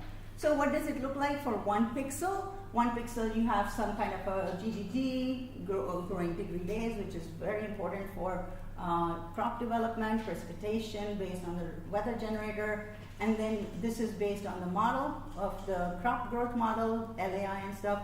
And remember, these models are completely uncalibrated because we don't have data, right? So these are just crop models, that the best knowledge of the crop we have in the system. And then we have SPART, which give us all these indices or reflectances, however you call it. And we developed this for 100 seasons. I don't know whether it was written, but anyway, we developed for 100 growing seasons. So we just churned the data for 100 growing seasons. And we have a very, very simple LSTM. There's only one, only one dense layer and stuff. So it's one of the simplest ones we have. And we did 5 cases. And I'm not going to belabor the cases per se, but one is if you knew only survey region data and you didn't know anything else, how did it work? The other one was if you knew synthetic data from all 12 zones in Argentina that grow corn. So if you used only synthetic data and that's all you had for all zones and everything you had, you gave it to the LSTM. The other one was a combination of the zone that you were interested in, zone number 9, and used synthetic data only for that zone and everything in survey region data, right? And the 4th one was all the synthetic and all the US data, just combine it up and see what happens, right? And then the other one was the survey region reference, like if you were in Iowa and Illinois, how good you would be, right? So that's you can think of this as a control and others as a modification of the control, right? So all our plots are going to look like this, so I wanted to kind of lay this groundwork for that. So this is the percentage crop in that percent of crop in that growth stage. So by this time, this is the time of the year, and so we'll have actually written down time of the year when you should see the plots. This is the time of the year.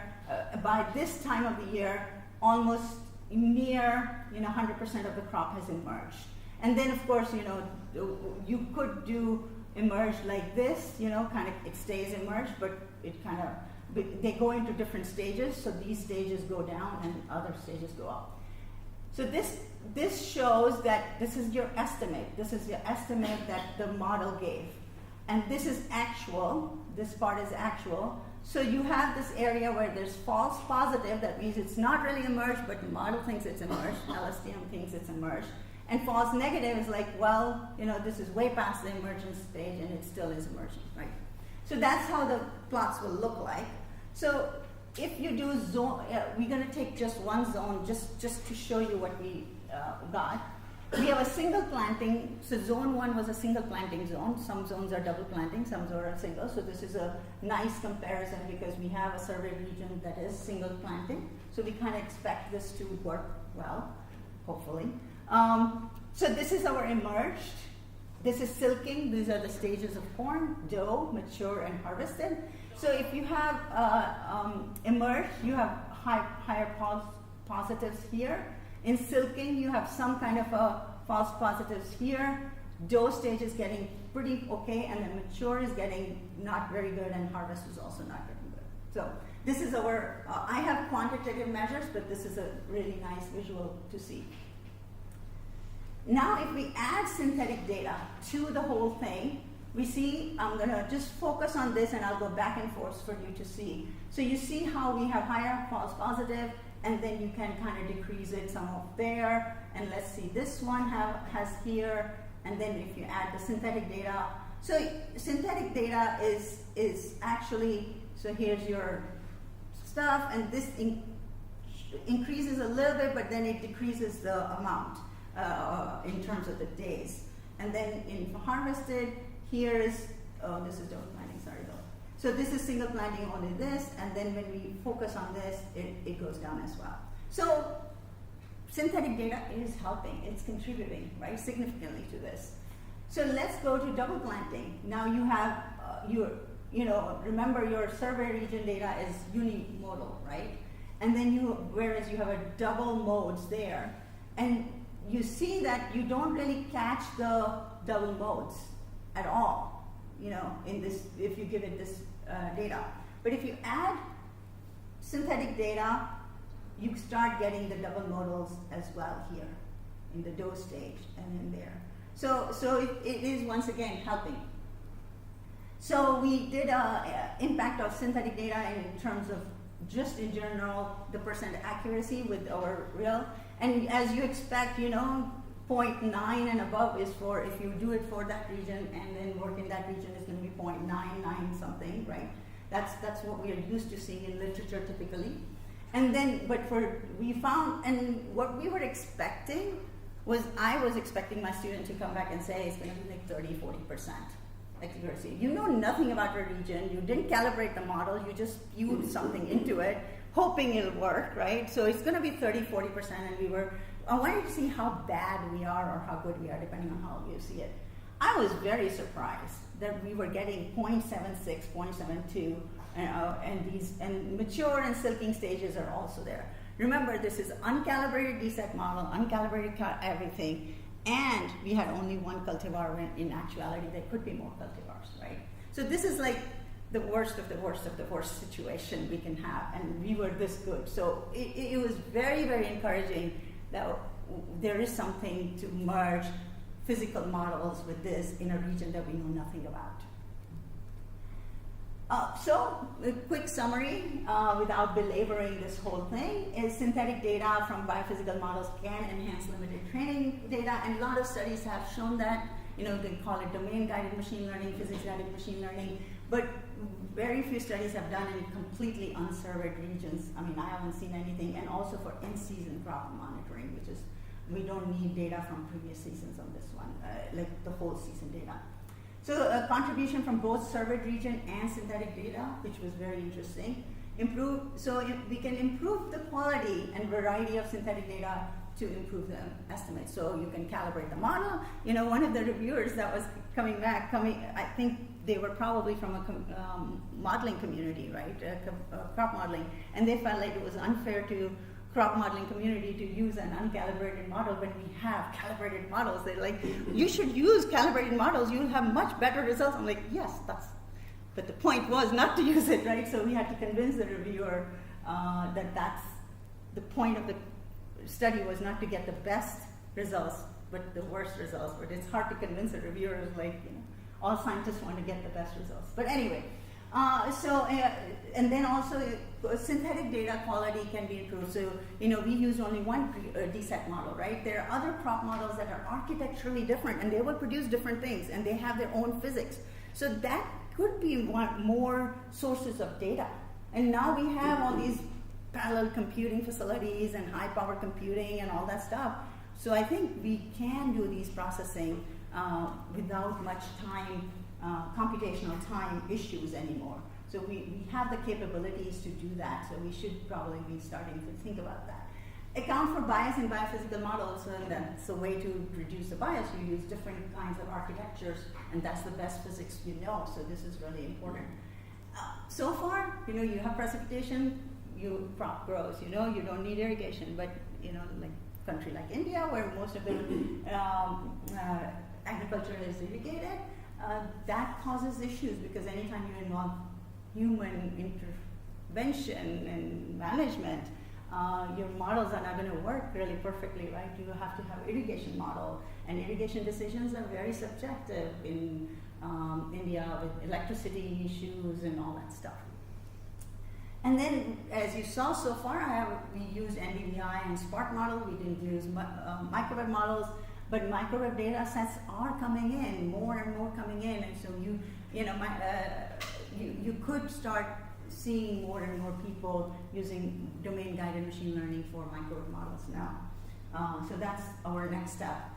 So I talked about this, and I want to kind of highlight, talking about microwave data sets, a NISAR, which is a NASA-ISRO synthetic aperture radar mission, is coming up. And, it's been coming up for 2 years.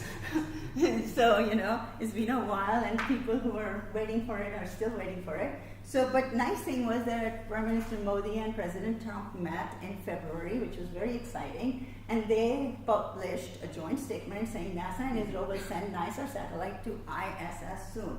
Just want to correct that a little bit. It's not soon. It's not ISS. It's not going into international. It is its own satellite going in its own orbit.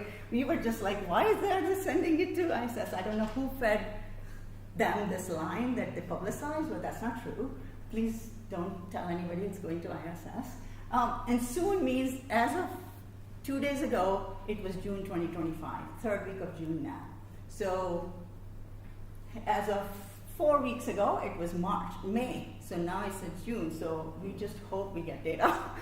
So that's the status of NISAR, which is very exciting. So my Fulbright, which I've been here since December, and I'm going to be here till mid-May at IIIT Bangalore, is to prepare for calibration and validation for NISAR soil moisture product. So we are a chosen calibration validation site in Florida. We're going to have corn and this. I'll talk a little bit about it, but for Fulbright, I'm working in Berambadi area, and many of you are familiar with that. So this map should look there. It's a very, very exciting site. It's an agricultural region, heavily irrigated. Some part of it is rain-fed as well. But this has been since mid-2000s, like 2007 or 8, something like that. They have had a lot of measurements of groundwater, continuous groundwater measurements. They're still they're calibrating a lot of data, satellite data on this site. Many, many people have been working on it for decades, and they have a really good relationship with farmers there, which is very, very exciting, and it's fundamental to doing any kind of research. So basically, one goal of the project was to long-term collaborations using soil moisture in Indian cultural context, and I will tell you the differences there. And also, I wanted to train, I love teaching, so train people in microwave remote sensing and hydrology, just increase the number of people who know and can use this data. So we have in Berambadi, we're going to select 2 sites. One is a rain-fed site, and in the same ecoregion, which is great, and then an irrigated site as well. And so within a few kilometers, and so I'm working with, we are going to identify those sites, working with Professor Shekhar Muddu. Many people know it. He's a groundwater hydrologist at ISC, been there for a long, long time, really well established. And then also teach a 4-week course. So in US, it's really great to work in US, I must say. You're miles and miles of corn. It's completely homogeneous. It's great. You do your retrieval algorithms. They work great. 0.9 some accuracy. And you can publish papers, and it's wonderful. So we went to Iowa, where behind a farmer's field, they put in soybean for us and corn for us in one of the experiments we did for satellite work for the whole season. And this is our research farm, about only 20 minutes away from our campus. And it's a University of Florida facility, and they can plant whatever we want them to plant. It's a research farm, right? And we can say, okay, here are our 200 meter pixels, because that's what 200 meter around 100 to 200 meter a pixel is what NISAR will have for soil moisture product. So we're gonna just say, oh, grow one corn, soybean, mixed pixel, just do whatever you want, right? It's great. This was fun. But then when you come to India, it's a lot of fun. This is our 200 meter by 200 meter pixel, and I'm preaching to the choir here. People know this already here, so it's not like I'm telling people something they don't know. But just to compare it and put it on slide after that is just very striking to me. And then we measured everything there, because this is going to be our field site. And here's the well, here's a pump, and then he has a storage well. The farmer is really, really good. They may irrigate only this part of the field one day, and then this part of the field next day, depending on the availability of water. And this whole thing could be beetroot, and they'll just irrigate different times of the day, and at different days. And then this could be completely fallow like this, and this is all in 200 meter, and we're going to get one number for soil moisture, right? So this is very exciting. From any machine learning algorithm, any which way you look at it, it's going to be very exciting. So, and then we have, somebody mentioned last time, they have a mixed cropping. There's watermelon inside of banana, right? So you can have fun with that. There's watermelon there. You have some little sliver of corn, and then they have two different plants there. So it's just whatever brings them money, right? And they're different. Oh, and they have combinations of drip irrigation and sprinkler. So it's not like, and you can have different water flows, right? And even if the water for 2 hours is going to be completely different amount of water, and satellite is sensitive to how much water and how much water is in the plant. So bananas will have higher signal, that's what we're expecting, than garlic, right? And also depends on the fraction of the land cover. So this is just one site is so confusing and exciting, right? Compared to what I have done in my life. So this is great. I went to the field. This moved forward, but yeah. Okay, and so went to the field. This is a farmer. He found out, we just showed up at the field, and he found out and went home and got us some cookies and all that stuff. They have great relationship. He showed what cultivars he's using and what he plans to plant. They are on, people are on, kind of WhatsApp terms with the farmer. He can tell you whether he irrigated or not. So we're going to need that irrigation information and the amount. So we're going to put flow meters there. Every NISAR overpass, which will be about 6 to 8 days, we will actually go, and it's going to be 6 a.m. overpass, right? So we're going to tell him not to start his irrigation until 7 if he plans to do it that day, because we want NISAR to look at what it was done until last evening, not something new. So this is going to be a lot of coordination for irrigation site. Rain-fed site will be simpler because you can know what crops are growing, you can go there, but you don't have to do any kind of working with the farmer to see what they did to the field. Hopefully they won't irrigate on it.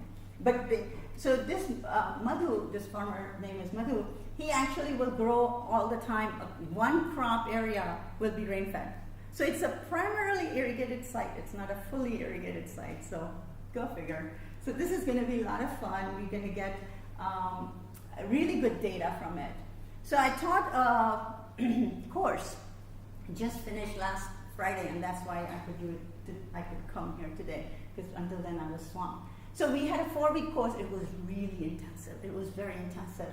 People did. We not only had lectures about microwave remote sensing, but then we went through the whole hydrological cycle and precipitation and every aspect. So we have precipitation, soil, surface water, groundwater, any kind of snow, ice, vegetation. We read papers, we did lectures, and they did projects on it. They actually downloaded data. I think they have like bazillion accounts by now on different websites, because as you said, data access is not easy, even though it's free data. And then they had the quality, to worry about quality issues. and then get some kind of data sets for that. And then, so it was a lot of fun. They had a great time. They gave up their life, other activities in life for 4 weeks for me, so I was very, very thankful. But I learned a lot because I don't look on my real life. I don't look at snow and ice data. And so just to see glacier data downloaded and what it looks like and have them present in a coherent way and compare it with some kind of ground truth that was already existing in a group presentation, it was fun. We had a ton of fun, and I would do this again in a heartbeat. And everybody's smiling, so I mean, they're still standing and smiling, so I think we all had a good time there. So I want to be very thankful to them that they were there and they had a great time. It was so much fun teaching them.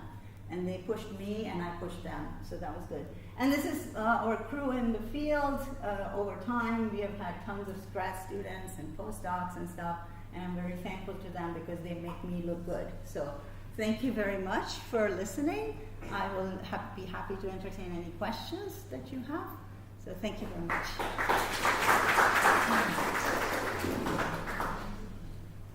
We can take a question or two. Any hands or questions? Not a question, but I think it's an appreciation. So most of the papers looks after like how do you do the accuracy even when we write a paper, like how you do the best, right? Even we try to we sometimes even try to omit the bad data and try to do a better accuracy. That the what you try is really interesting because you want to try the worst case and don't worry about I don't want to achieve a 90% accuracy or something, but what happens, it's really interesting, okay? I think many researchers should come in this direction rather than just looking for I achieve a 90% accuracy or something. To try, okay, my model fails, but others should know why it failed. Maybe then others learn from it, not just only from the what is very success or something like that. Thank you for that. Yeah. Thank you very much. This was a purely curiosity question. It was purely, when my student Matt, he finished his dissertation, really, he's now a startup. He has a startup company where he's predicting cocoa yield in Ghana or something, using similar technology as our work. But when we both did, I was like, want to see how bad we really are as a community. And so he was very excited about it, and that made it really nice. But convincing the reviewers to go think differently is kind of interesting. Yeah, I think it's interesting. I like it. Thank you. Thanks, madam, for the presentation. So I have one question. How do you generate the synthetic data? Is there any conditions for it? It's only on the weather conditions that is going to be generated? So the weather model will depend on the weather conditions, and we calibrated the parameters based on NASA power data that's available for that region. Okay. So we saw this, we maintained the statistical relationships among pixels and in the region during the year. So the rain is coming at the time it's supposed to come and things like that. So the weather generator was based on NASA Power's existing data, right? So that's the NASA, that's how you will get the weather. So the crop model told you whatever the weather was and the cultivar of the crop it is, how it will grow. What will the LAI be, what will the phenology be, and what the soil moisture would be and stuff. So that will tell you the state of the terrain through that, right? So that's what we could generate from the crop model. Oh. And then the LAI and the soil moisture and other things, the terrain conditions, will go into the SPARC model, which is an optical model, visible infrared model, that will give you the spectral indices and reflectances. So that's how we kind of created the whole synthetic data. Yeah, means multiple parameters we have taken into the. Yes, and all these parameters were literature based. Oh. Yes. And another question, it is like, do you people entertain or do you people wanted to take any help from any startups or media to do some analysis or AI-related models? I think it's going to be really important to partner. I think partnerships are going to be crucial because we can do this, but if it's not going all the way to whoever the clients, you can call it, or interested parties are, then this is just an academic exercise, right? So we don't want to coming from Florida, University of Florida, where we are very much into applying the research that we do. We develop these models and develop things, and at some level you want to make sure they're operational. In the background you can have these heavy-duty computations, but in the front end you don't need that, right? So how to do that, I think working with startups and working with people here on the ground will be very helpful. And how good is good enough, right? So you don't, once again, you don't have to be 0.98, but how good is good enough? But if you just want to know a crop classification, then that's one problem. And if you want to know in-season phenology, who cares? Who wants to care, right? So we have to so if we don't partner with people who know their clients, what is needed and not, that will be that's a missed opportunity. Okay. So to know the process, whether we need to contact people or somebody? Oh, so it depends. So on individual basis, people work like faculty in our department or at University of Florida can have partnerships with different people. I mean, I can work with ISC faculty, I can work with whoever, but it's not an institution to institution partnership, right? It's a faculty partnership. So for example, I'm now working with IIT Delhi faculty in civil engineering, and she and I just received a Viva Fellowship from Department of Science and Technology, right? And it's a 3-year grant, and it's our partnership. So it's just me working with her and working with Professor Mudhu to do this work, but in a much more long-term scale now, right? So we can do that anytime. That's nothing stopping us from doing that, given all the IP issues and stuff. Once we resolve that, especially working with private industry, there's proprietary data involved and stuff like that. So that may have to go through university to make sure IP and stuff is maintained, but it's coming from a faculty to an institution kind of relationship with a startup. Oh. But if you have institutional relationship where you have exchange of students and faculty and some training programs that are being offered or something like that at Florida or here, or Florida faculty are coming here, that becomes a little more of a institutional thing. Then you have to go through MOUs and more legalities are involved there. So it depends on what modes you want and who's the funding agency for that. Thank you.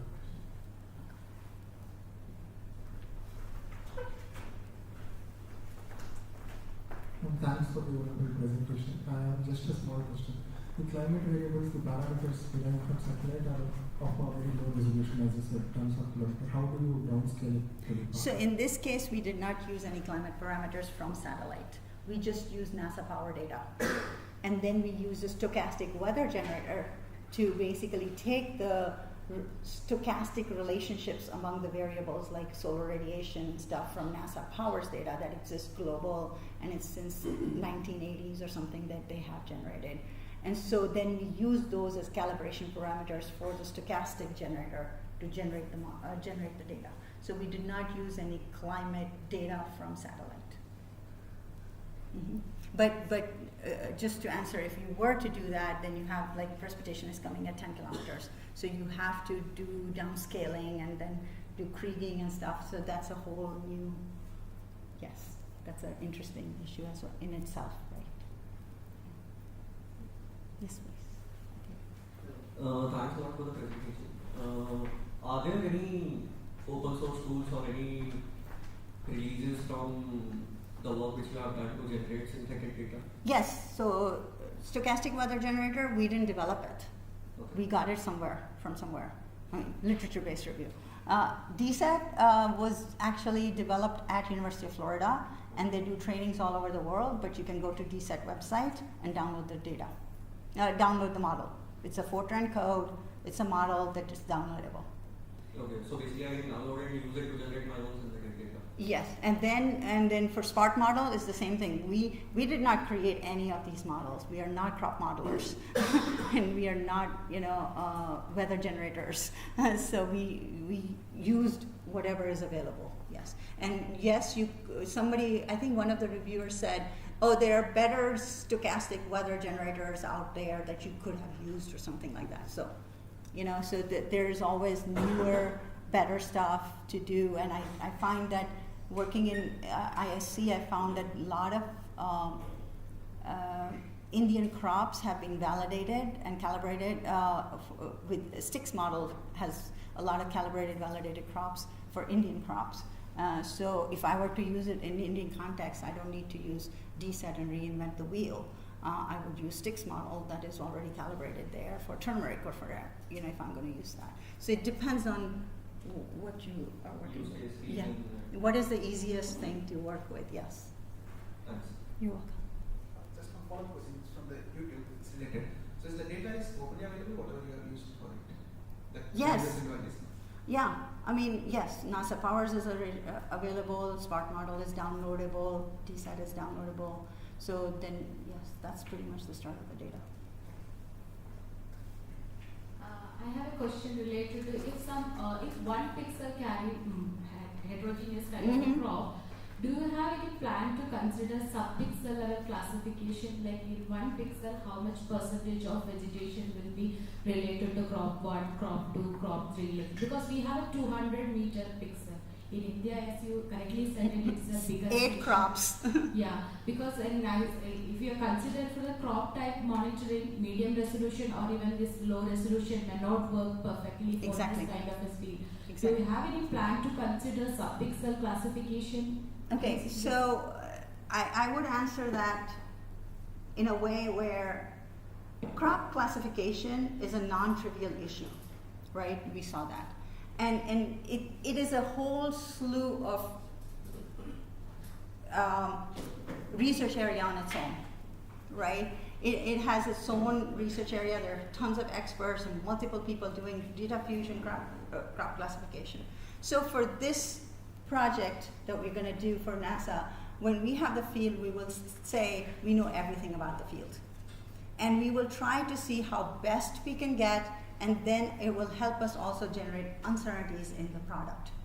So because then we can do sensitivity analysis by saying if we don't know this well, what if we didn't know much about banana, what would have happened? So we can do a sensitivity analysis given that we know everything about the system, and we can go backwards. And that's what our idea is to do.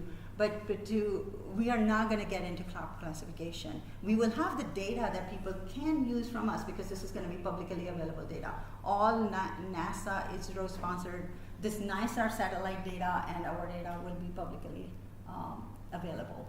So this is not a proprietary information that we will use. So we can help anybody who wants to do crop classification with this data. Yeah, and when you take a field, maybe this is, I'm not sure about where this field is. Sure. The soil condition will vary the field to field. Yes. How many types of field you will be considering to model it? Because field collection with the one type of crop or one type of a field may not work for a larger study. Okay, so I think this is a CalVal site. So this is you can think of it we call it a super site. That means here's a 200 meter by 200 pixel that we know everything about, or as much as we can know about. We're not trying to come up with an algorithm that is going to be available or applicable to the whole landscape of Baranbari region because we know this pixel. What we're trying to say is NISAR is going to give us a soil moisture product at 200 meters.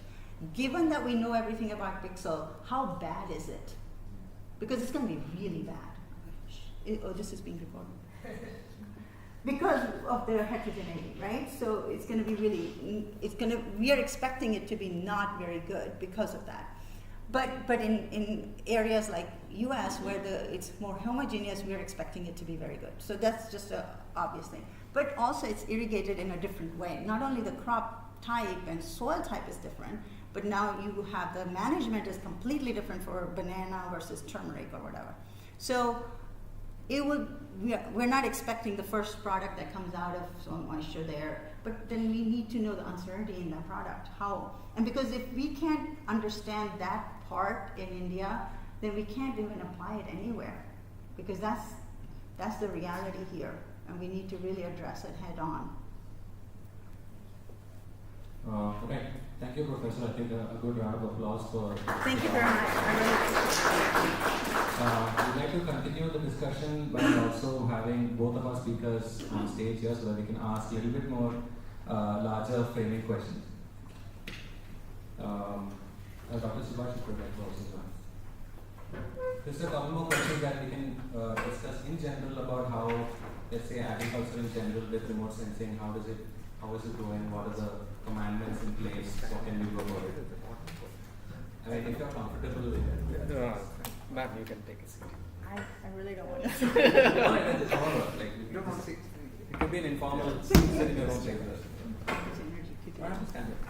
I think sitting in the own chairs is more comfortable. All right. So I do have one question though.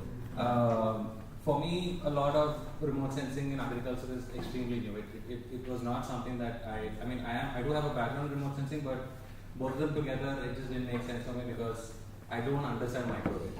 Like at its most rudimentary level, microwave remote sensing is supposed to be, in my eyes, like the most Latin Greek sort of thing that I could ever touch, and I could never make myself learn it. So what are your recommendations for someone starting out in microwave and maybe getting into agriculture using remote sensing? What would be the lessons that you learned over the last couple of decades? What would you tell us? I think one of the things, the fundamental, people can, from here. So thank you for the question. One of the fundamental things with microwave is the wavelengths are longer. The data from passive and active are going to be different, so we have to kind of look at that both lenses. Radar data is it's harder to process, so it is sensitive to the roughness in the soil or roughness, just general. It's also sensitive to plant geometry and structure. So whether the stalks are vertical or is it a bushy plant like soybean, or banana plant has its own leaf structure and stuff. So radar data is kind of harder to interpret in that way. So I think it needs a little more understanding of the data itself.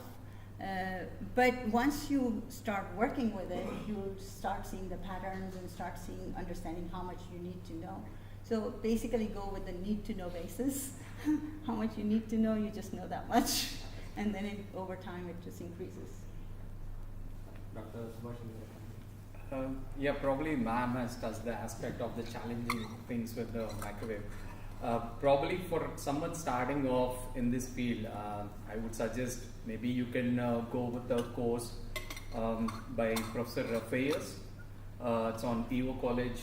So he would typically go in a way where you would do a lot of applications with using the microwave data.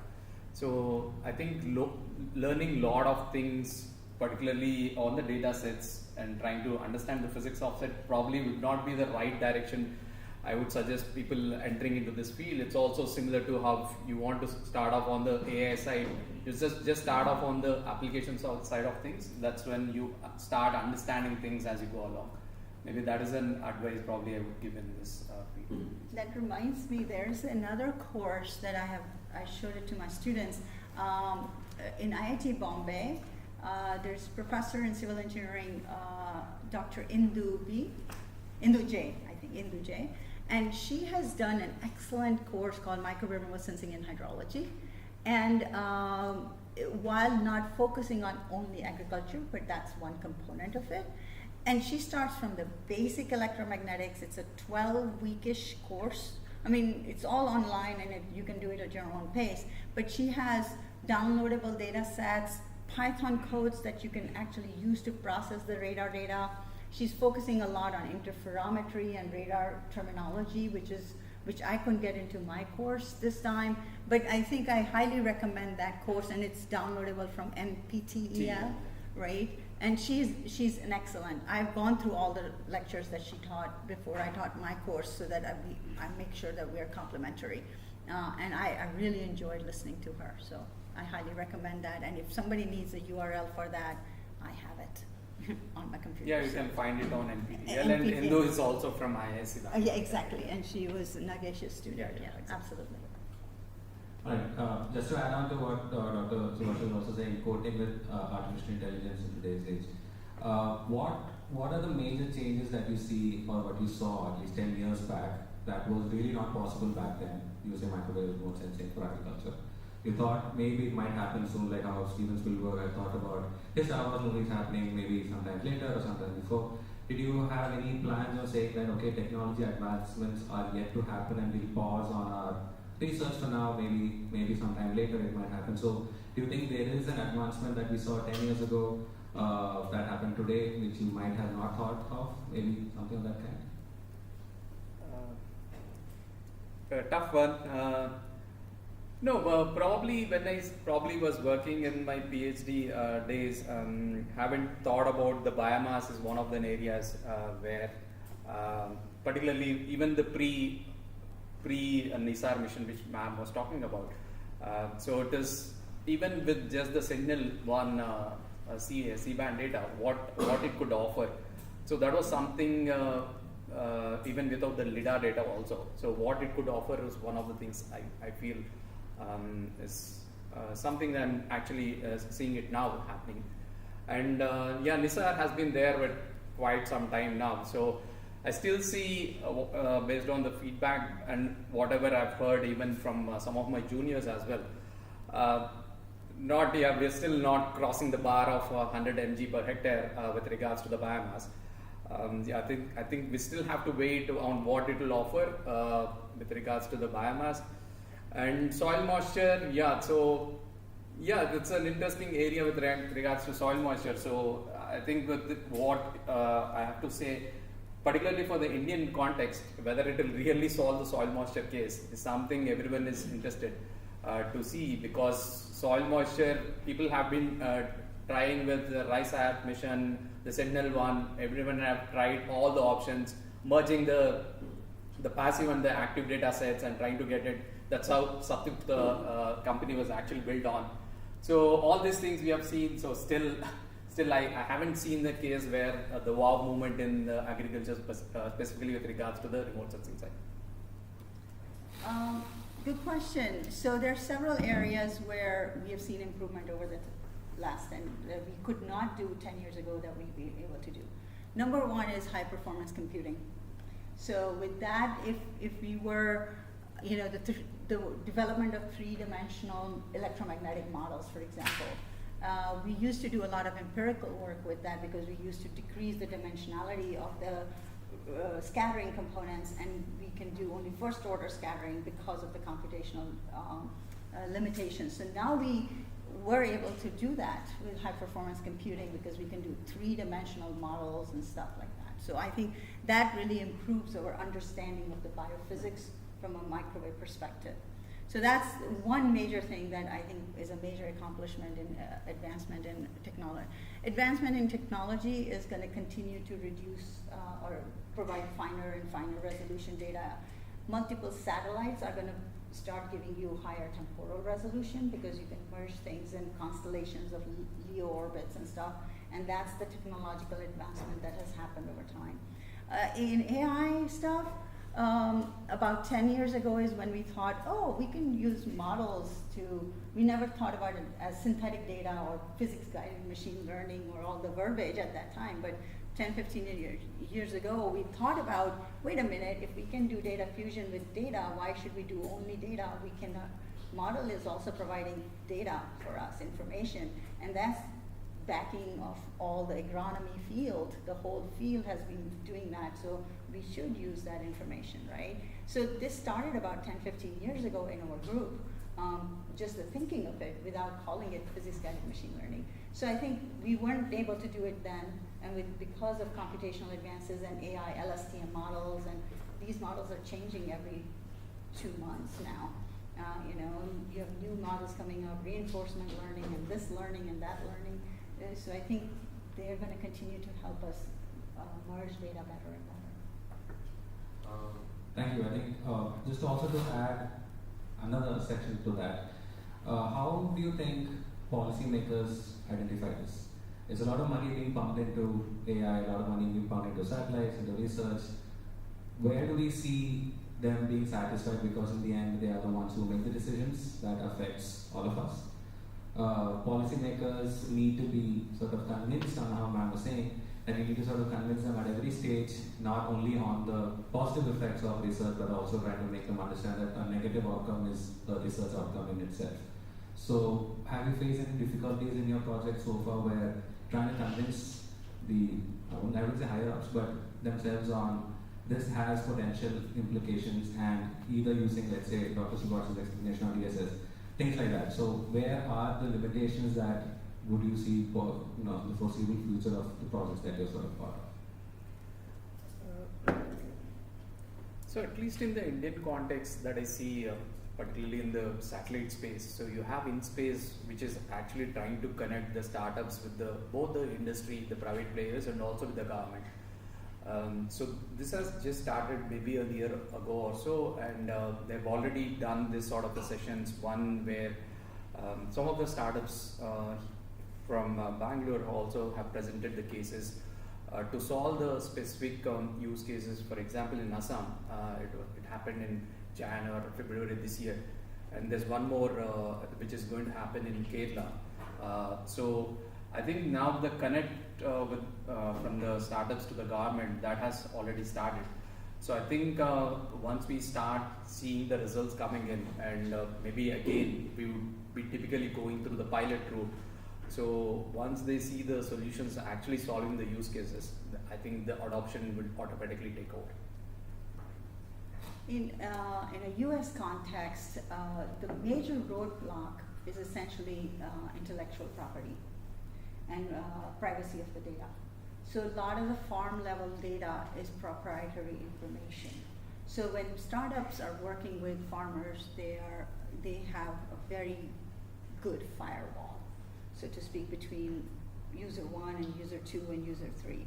When we, from a university perspective, are working on something, our things are all public information. We don't have, and with the AI, when you're merging different sources of data, for now we're limited to merging only, publicly available data. But if you're going to do farm level work, you need farm level data. And for that, combining with startups and stuff is a great idea.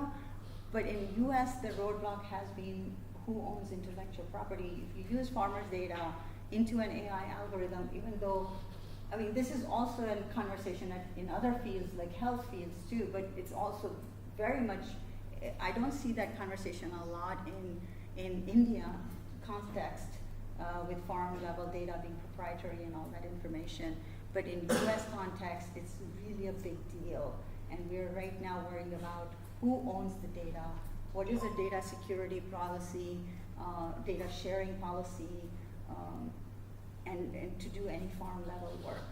I think that's the major policy level kind of a roadblock right now. And now to exactly flip the whole question, what are we not doing enough as either as researchers or from the industry or from the community to, like 70-80% of India is all about agriculture, and we know remote sensing and GIS and everything in between has been focused on agriculture for a long time, and it's meant to do that, and it's doing a good job so far. But is there something that we aren't doing enough because either of these roadblocks that you mentioned or incapacity of research? Is there something that you think can be better but still has to have more potential to take it forward?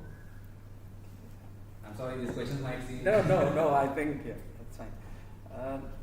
So, I think what I see is we have probably, with regards to actually solving the farmer's problem, it's just the surface that we have scratched. So, all this crop classification, just telling after the effects, like damage assessment, these sort of things are not what the farmers are actually looking at. The typical question that you get from the farmer is early stress detection. So that is the use case that they are looking at, be it on a pest or a disease attack, or any nutrient deficiency sort of thing, or a water stress that is actually the plants or the crops are facing. So unless we hit that problem, that's when you actually see the technology being adopted by any of the farmers. And that too also, I think probably a few days back, I was listening to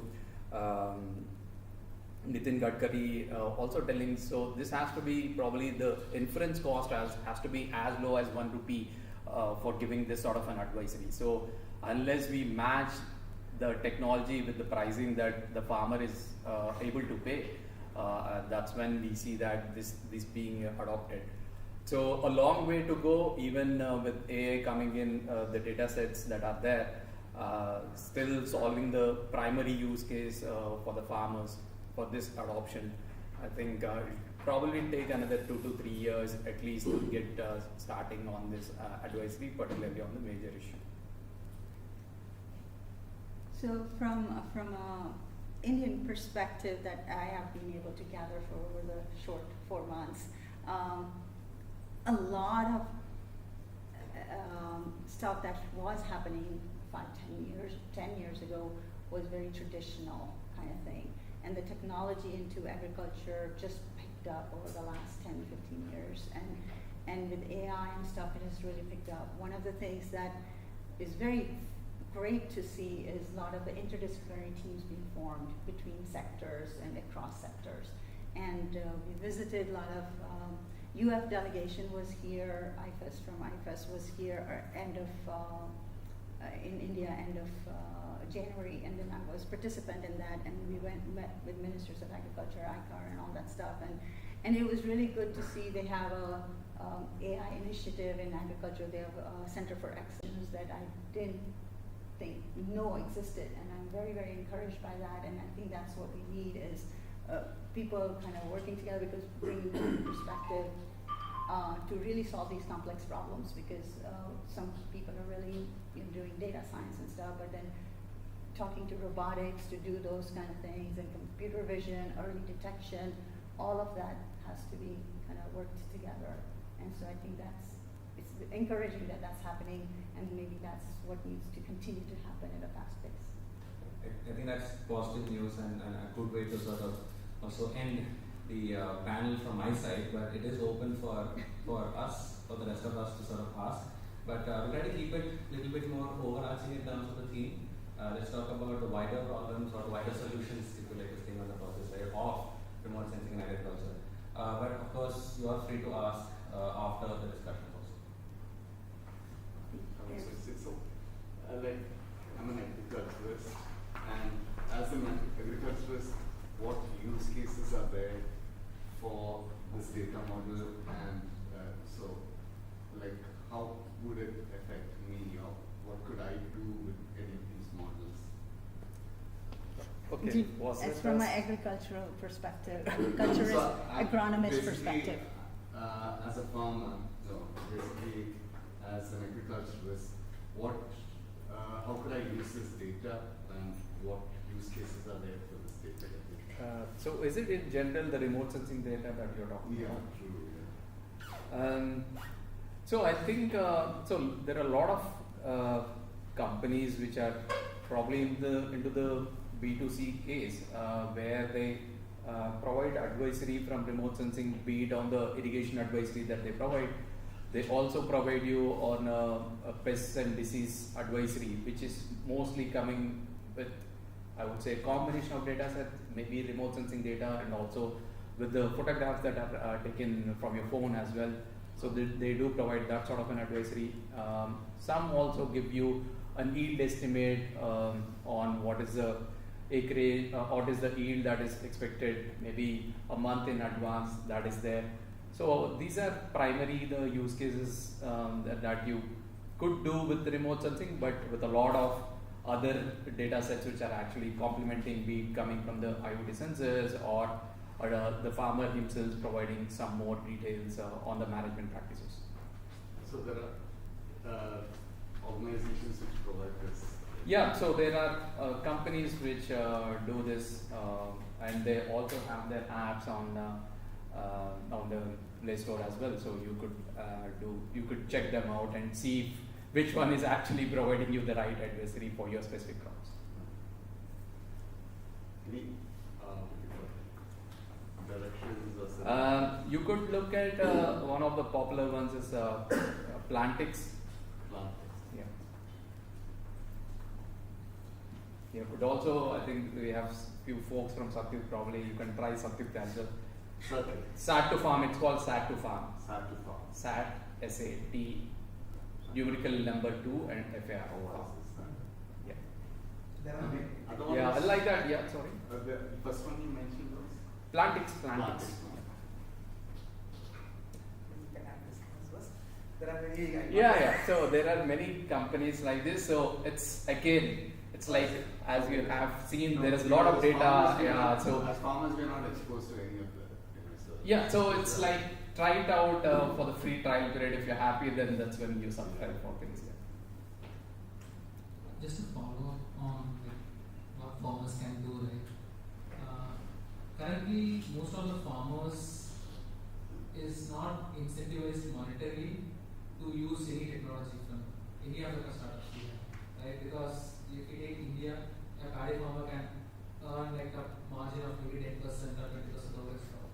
So how do you think like how US like from the Western country perspective, how they adapted to the technologies, as well as what do you think would be like a major incentive for a farmer to take the technologies and pay for it, basically? Because most of the technologies it produces costly in terms of what farmers can take. It's good for businesses, but not for the end farmers to use. Wouldn't it mean an increase in production? Wouldn't it translate to an increase in production? But how can the farmer how can they convince the farmer in the first place that okay, you can use this first so that you increase your production, right? Like the entry is hard to the farmer to adopt the technology. So can be seen as like a someone will have to try it out. Get 10 farmers, try it out. If you are able to benefit them, then you can go and show, okay, I benefit these 10, try to find it. No, because I think personally what I feel is like, the barrier of entry is quite high. Like, I'm not sure what the cost of remote sensing data. This is new to me. Okay, so from now, so this is based on my past experience. So now I work in an organization, it's more B2B, not B2C. So Satyuk was an organization which actually tried out the B2C. Maybe some of the folks here can also share their experiences as well. So I've been with that organization for about 2 years. So the challenges we see, it's also first is whether the advisory is correct or not. So it has to be that throughout the journey of the farmer, it has to be the advisory has to be correct and also early. So that should happen because there is already a lot of fundamental or a local knowledge that is available with the farmer and he knows his farm quite well. So unless we do give this alerts pretty early, probably a week early or so in terms of what the weather advisory or the irrigation advisory, those sort of things. So it has to be there. If it is not there, then no one is ready to adopt the technology. So that is one of the challenges that we see. So it's like also the data that you're actually gathering from the farms in order to build out these solutions. So you are probably starting off, any of the startups might have started with, let's say the Satyuk case. It's mostly like a PhD. We have worked on this Banabadi and the Kabini region, and you're trying to do it, extrapolate this solution more for a Indian context. So where there is a lot of diversity in that, and it does take time for you to actually implement these things because of the challenges that are there, the cropping practices that are there, the management that is done by the farmer itself, and also we are collecting or operating on all this with the open data sets that are there, be it from ESA, be it from NASA. So they themselves have a lot of errors which needs to be corrected before we actually think of using these things. But if you look at the IoT side of things, I think that's where people have started to adopt these things, but not on the equally on the remote sensing side, because there are, as I mentioned, a lot of issues that needs to be corrected before you actually do this, because you are collecting at a pixel level and trying to do it and attribute to the particular farmer who is there. It's less than probably being covered in 1 or 2 pixels also in some cases. So the diversity that is there, the complexity that is there, so that's where is the challenge of taking these solutions.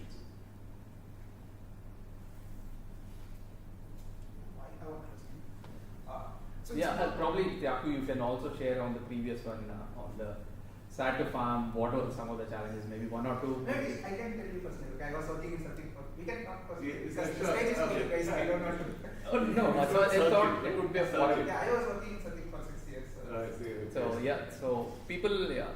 So the problem he was saying, the problem is like maintaining to the farmers is the problem as a startup, right? Yeah, but there are some farmers, progressive farmers who are interested in trying it out, like they come forward and try it out when they see there is a. So there are two ways in which we can benefit the farmer. Either you can reduce the cost to the farmer or increase the produce of the farmer. So either way we are trying to increase the profit margin of the farmer. So that's what Satyam is trying to do. So when let's say the farmer is putting, it's maybe X amount. So we have to give them farmer, okay, when you put this X amount, you are going to benefit this much. That's what all the startups are trying to do. Oh, so based on the cost. No, I'm saying this question was like when the farmer will be ready to adopt. I think the farmers are very keen on adopting technology. But I don't think like if you bring awareness, I'm sure like if you show them some sort of what do you call it, benefit that they're going to get. That's what I adopt. What you got to see is you got to see the benefit of that. That's what benefit is going to be. Yeah, but there are some farmers who will be like, it's like any product, right? When we try a new product, there will be some customers, they want to try it out, like when the product is very raw, like you heard I think there is a general sales graph. So at the first itself, when the people start trying it out, there are some like progressive farmers are there, they come try it out at the very initial stage. They use feedback, based on the feedback you develop your product. This is how the startup cycle goes. Then you improve the product, and what stage the product will reach, like everybody uses it, like a mobile phone, how it's like initial stages of the mobile phone, maybe hardly 1% of the people have a mobile phone. So once the product evolves, now you see everybody has a smartphone. So like that how it goes. But yeah, it takes time because in India farm sizes are small. The openly available data set is not enough to sometimes capture the small farms of quarter of an acre or even some farms which is less than a quarter of an acre also. They are giving at least 6 level. Plantation crops are there, which basically is the larger holdings compared to the other farm holdings, which is like see in India we got plantation crops and so plantation crops would be into agriculture where the holdings are a little larger. Plantation crops, some commercial crops like grapes farmers, they are very much interested. Many commercial farmers like pomegranate farmers, they are so much interested in even in paying premium amounts to get the best series like that. So one of the other things that mentioned that's worth reiterating here is the needs assessment. So farmers will be, adopting things, and that won't be a problem if there's a correct, you're addressing the need directly, as was mentioned, where if the need is they need stress detection early, and you're doing a product that says, oh, well, I'm going to improve your production, it's like, well, first let me see whether you can do this early enough, So I think different farmers have when I met with Satkumar at Satyukt a month or two ago, one of the things that I was very interested in is because I've been working a little bit in Punjab area there, and the groundwater withdrawal is a major issue there, right? And because they changed many years ago, 20 years ago, they changed from a wheat maize system to a wheat rice system purely because of socioeconomic issues, right? Nothing to do with hydrology at all. And so now the groundwater withdrawal is very significant in that area. So it's a hydrological problem, but you can't solve it because it's they're going to continue to grow rice. So now they're trying to grow varieties of rice that need less water. They're kind of working the system interestingly. So my question to Satkumar was, okay, so you have free electricity. You have a farmer that can just pump the water as every 2 hours I'm going to get. So you're going to just pump the water. I have free electricity. I have water. I'm going to just give it. And then if my water, I have some infrastructural cost by digging a deeper well every so often, but everything else is taken care of after that, right? So what is the incentive to save water, right? Why would I listen to you if somebody tells me, oh, you can save this much water, right? Other than the environmental concern and a conscious farmer and blah, blah, blah, blah. But what is it for me? It doesn't save me anything, and the production may reduce, even though you convinced me that it's not going to reduce, right? If you do. So, but one of the things that Satkumar said I found it very interesting was that the issues here are different. It's not that water is available, it's lack of water. So there's not enough water to spread it throughout the season. And so because of a lot of water, either groundwater is drying out, in especially outskirts of Bangalore area, and so you have to tell them to do judicious use of the water that is available. So it's a very different problem, and then that becomes a need statement, right? Because what do they need? They don't need water conserving properties because you don't want them to use that much water, but it's because what is the best time to irrigate based on the crop phenology. And that's what farmers are interested in. So I think it comes back to what the farmer needs are and how good are we at meeting them. And I think farmers are very open, progressive farmers that I have actually talked to are very open to the fact that it's not going to be 100%. You're not going to tell them 100%. They have started understanding probabilities, So they do understand probabilities. They live their life by probabilities and risk assessments, right? And make these decisions of production. So I think that's very important for adoption, is to really understand what the farmer needs. And we understand the problem because I think in our place, Kaveri flows just Yes. by the side of our property. And recently there was basically an order passed by the district collector that we cannot compound the Kaveri, okay, because Kaveri feeds for the drinking water here in Bangalore, and Bangalore is more important than growing coffee. Okay, so because the industry here is, provides a lot more employment here. So what we did was basically start building check dams all over our plantation, all over the thing. So sort of conserve the water which was there during monsoon. Yes. Okay, no, this is something which we just came up with our own, brainstorming and things like that. We wanted, if we could reinforce that information with some other data, it would really help us. And I'm looking at sources of data, organizations that I can go to basically get some information. That's my thing. No, thank you for your question, because this is very interesting. Adoption is a huge thing in any kind of work that we do, especially. Yeah. It's just exploring possibilities. Thank you. We are too. This is a very open thought to the panel. First of all, to be clear, I'm not related to farming or farmer to get deep into that, but it's very thought-provoking what I'm hearing in this seminar today. Some of the thought that comes to me is that what I hear from both of you is that there is a progressive growth in the last 2 decades of what we are trying to do with farming using this spatial data. One of the challenges I see is that I'm just drawing a parallel to how it's not happening. Why it's such a disruptiveness like Google Map is not happening? Because all this data is spanning from the aerial footage of the farmer on the field, and then trying to take data from that. And that is relying on the satellite data, right? And as you exactly shown, a 200-meter place, a place like India, what you get as a data is completely throwing off the model and algorithm that we develop for different countries like USA, where miles together you have a similar homogeneous type of landscape what you have. And now considering that drone technologies have come, why do we need to rely on a data which has been coming from so far away than mapping?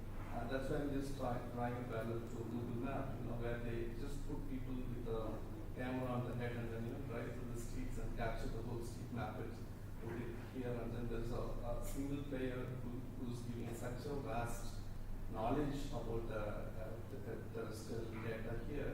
Why can't such a similar disruptiveness can be thought through for the challenge that what we are talking is overthought that came to.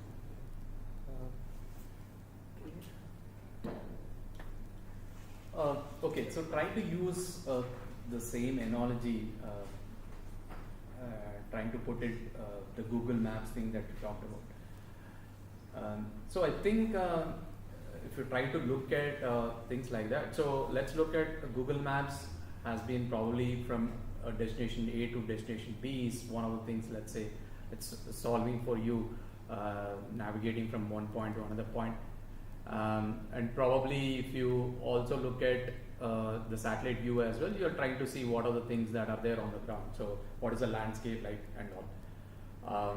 But probably one of the things which seems to be going right or going wrong is, let's say you're trying to do a forecast of what is the traffic conditions that might be there in the particular region.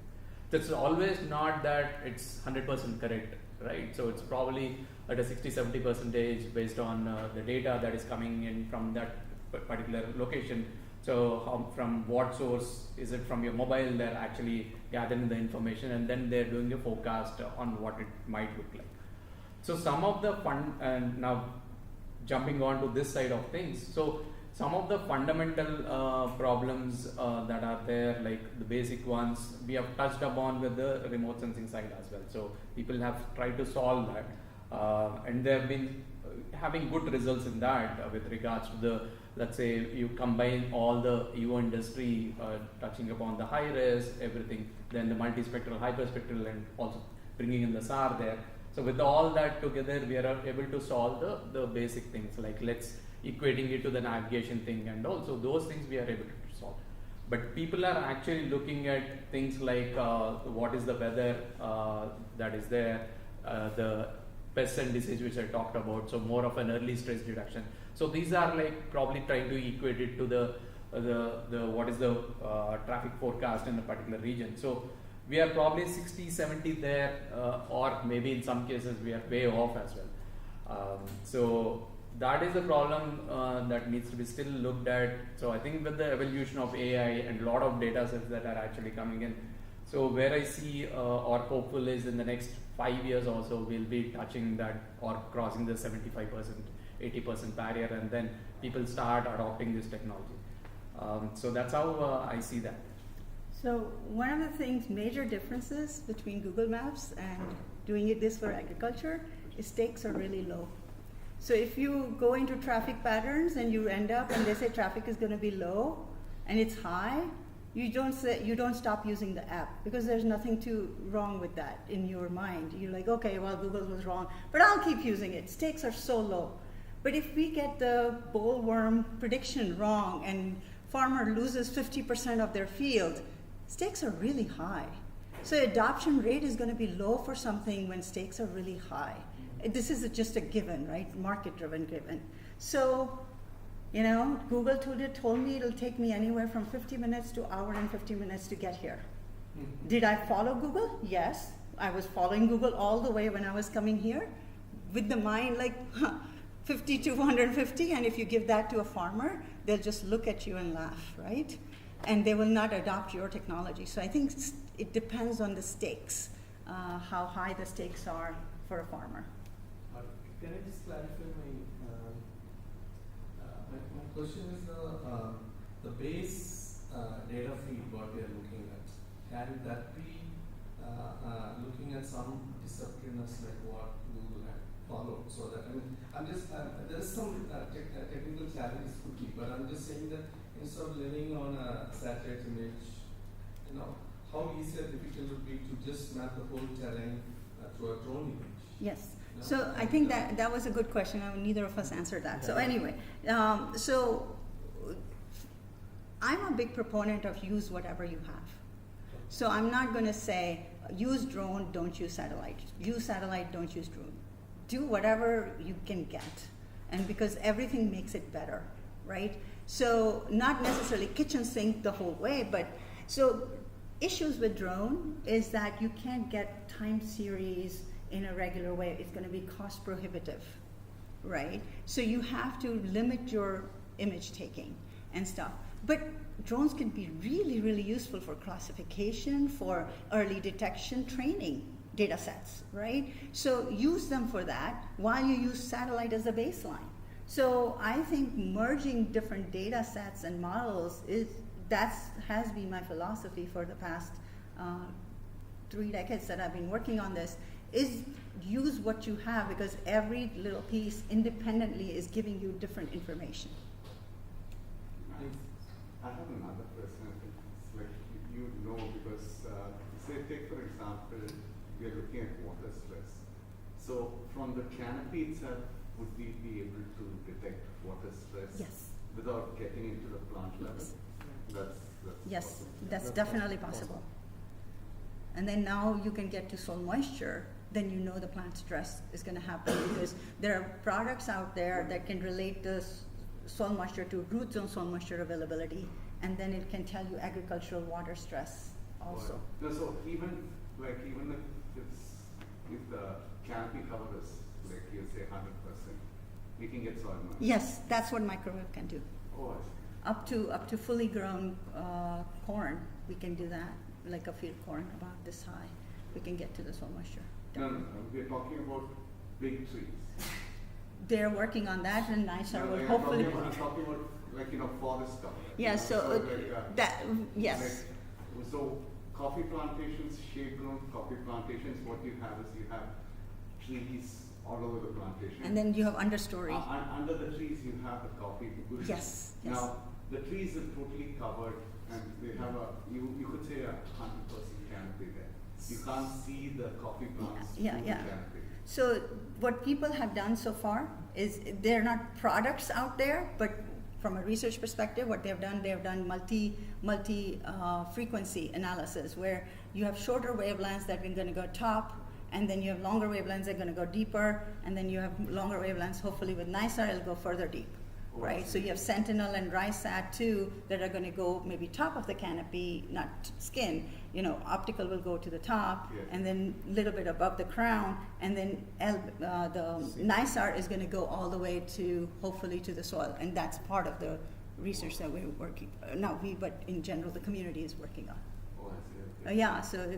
Where can I keep track of this and keep a pulse on this? Yeah, cross your fingers, NISAR goes up, and then we actually get to see the data. The first glance at data we will get as a community will be end of September, early October. So it's looking forward to it. Well, we've been looking forward to it for a long time. So it's going to be open. It's open source data. As soon as it comes in, you can download it. You can go to website on NASA website to download it. I don't know how it is going to be available from ISRO perspective. Not sure about it. Yes. Yeah, theoretically it's publicly available data in India as well, but NASA is going to just have a website that you can download data. That's NASA's policy, because it's taxpayers' money, so we don't have any qualms about sharing data. Just to add a follow-up on Google Maps question. The issue is that currently we don't have much of open agriculture data from the ground available across the region in India. Like take India as an example. It was the case before as well with Google Maps. Like you won't find, like maybe a decade back, you won't find a very good coverage of roads, networks anywhere across India, because it was not a business interest for Google. But at the same time, there was this project called OpenStreetMaps and Mapillary and few others, open aerial maps and everything, where you had a good coverage. The whole reason being for that is they are open and it was developed by the community itself, right? So what the community members did is like they just went and they mapped their neighborhood and they added the data which they already had, right? But that kind of open data infrastructure is highly missing in the agricultural data world, because whatever the data we have currently, it is sitting with the companies or within the users itself, like with academic institutions, whatever they have collected, and it is just sitting there, right? But all the open data we get is just from like higher level, like satellite data, or maybe like some few open area maps can be available, but that's not enough to kind of bring it down to the ground level, right? So if you want to do or get the exact penetration as Google Maps, for example, we should have a very good database first. Like we should have like a very good community developed data across the Indian region for maybe like crop photos or what is the crop phenology, harvesting, groundwater, whatever the data we have related to the agriculture should be kind of like bringing into like open world and centralized. Right? Once that is there, then anyone from everywhere can develop the ground-based products, and even Google Maps or like any maps, we don't have to use it. Like this data can bring out that kind of calculation to the users. This is just like So if I'm a farmer, I have a question for you. Why would I want to share my data with you? Okay, even if say I'm open to sharing data, Yeah. What are the parameters I need to collect? Yeah. You know, we have absolutely no idea what we collect is basically rainfall, and that's all we do collect. Then maybe the crop data. Okay. These are the only two data. You can start with the like, you know, so the other thing I'm trying to do is basically put weather stations up so I get a little more information like wind speed, wind direction, sunlight, rainfall, UV. Okay, so I could get that. Now, one of my places I've hooked it up to Weather Underground, so which basically is open source. Now, that's one thing we get. Now, what are the other parameters? I have absolutely no idea. Interesting. Basically, that's the decision we have to start. That's what I'm trying to say.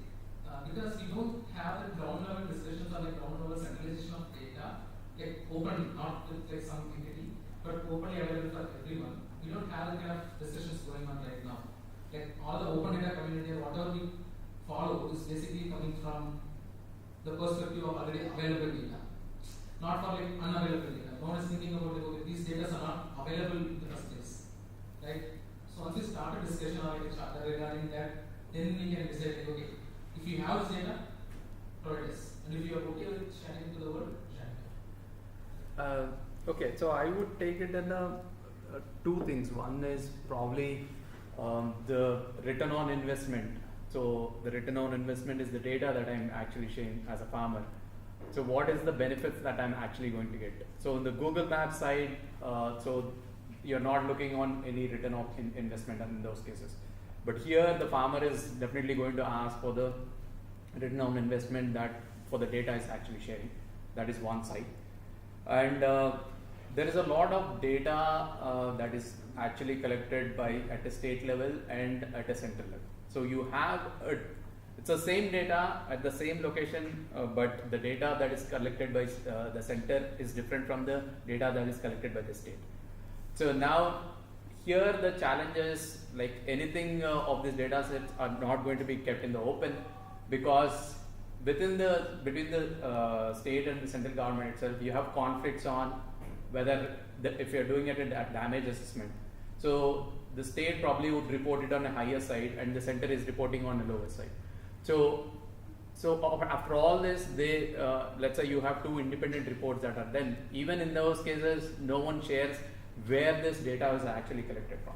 So I see that the farmers would not or would not like to share the data, because you are giving fundamentals on what is the crop he's growing, and then what are the benefits actually. He might be ripped off the benefits that is getting from the government also.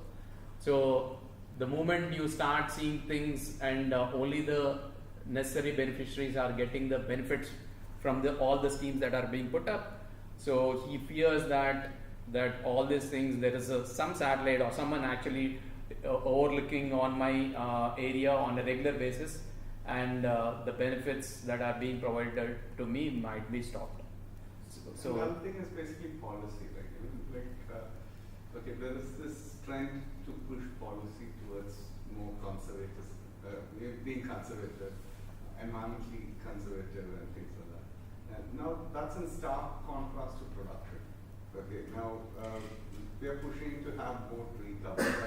But when you have more tree cover, your crop production immediately comes down. So there is that what you call conflict that also is happening. And also the progressive farmers, in short, the progressive farmers are nothing but the rich farmers, what you're talking about, who wants to adopt the technology. It's not like a farmer. No, I wouldn't agree with that. I know. You can stop, okay?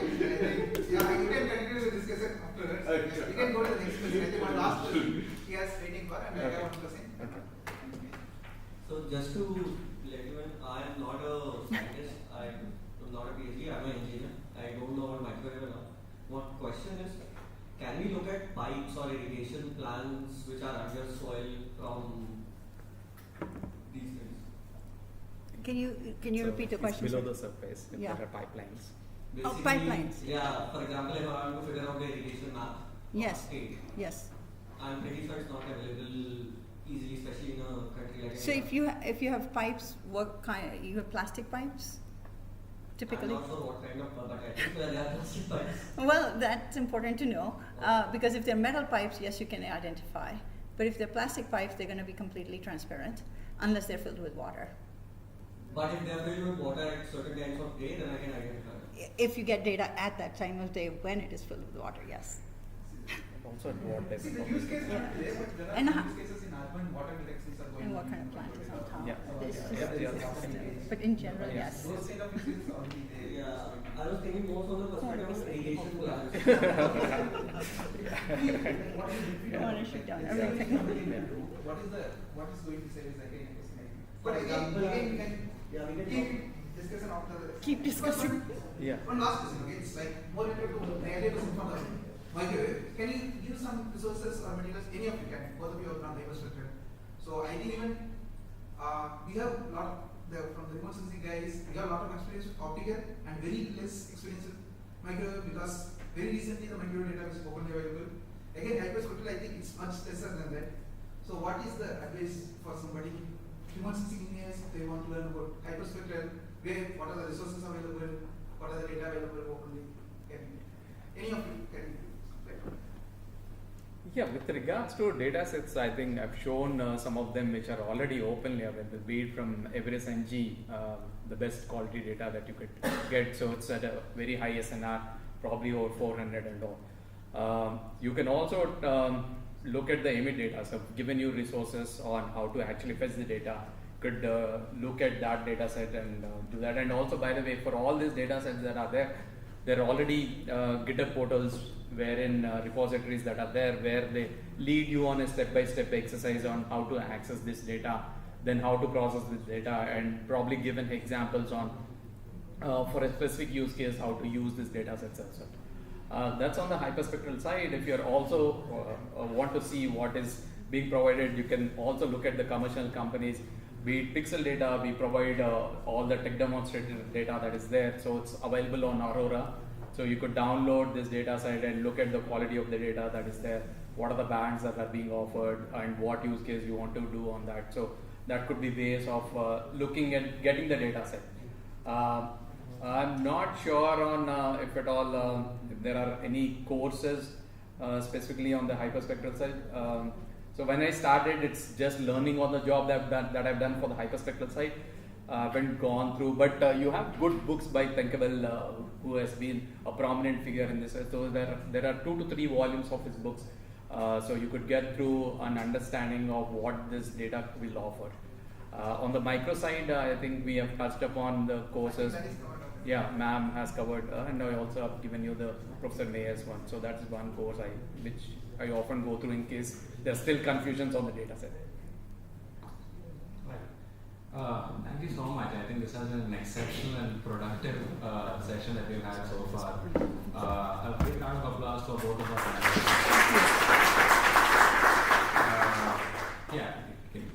So basically, as I mentioned in the starting before that, we have these events happening occasionally or regularly as and when possible. So do follow us on our social media, on our website. We'll post a lot of these events across the city.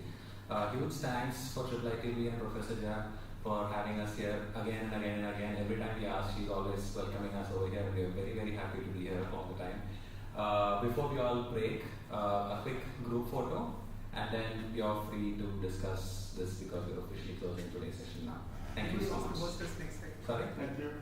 Anybody wants to host us next time? Oh yeah, please, yeah. If you're part of any institute, research institute, startup, company, or your own home, please let us know if you're able to host us.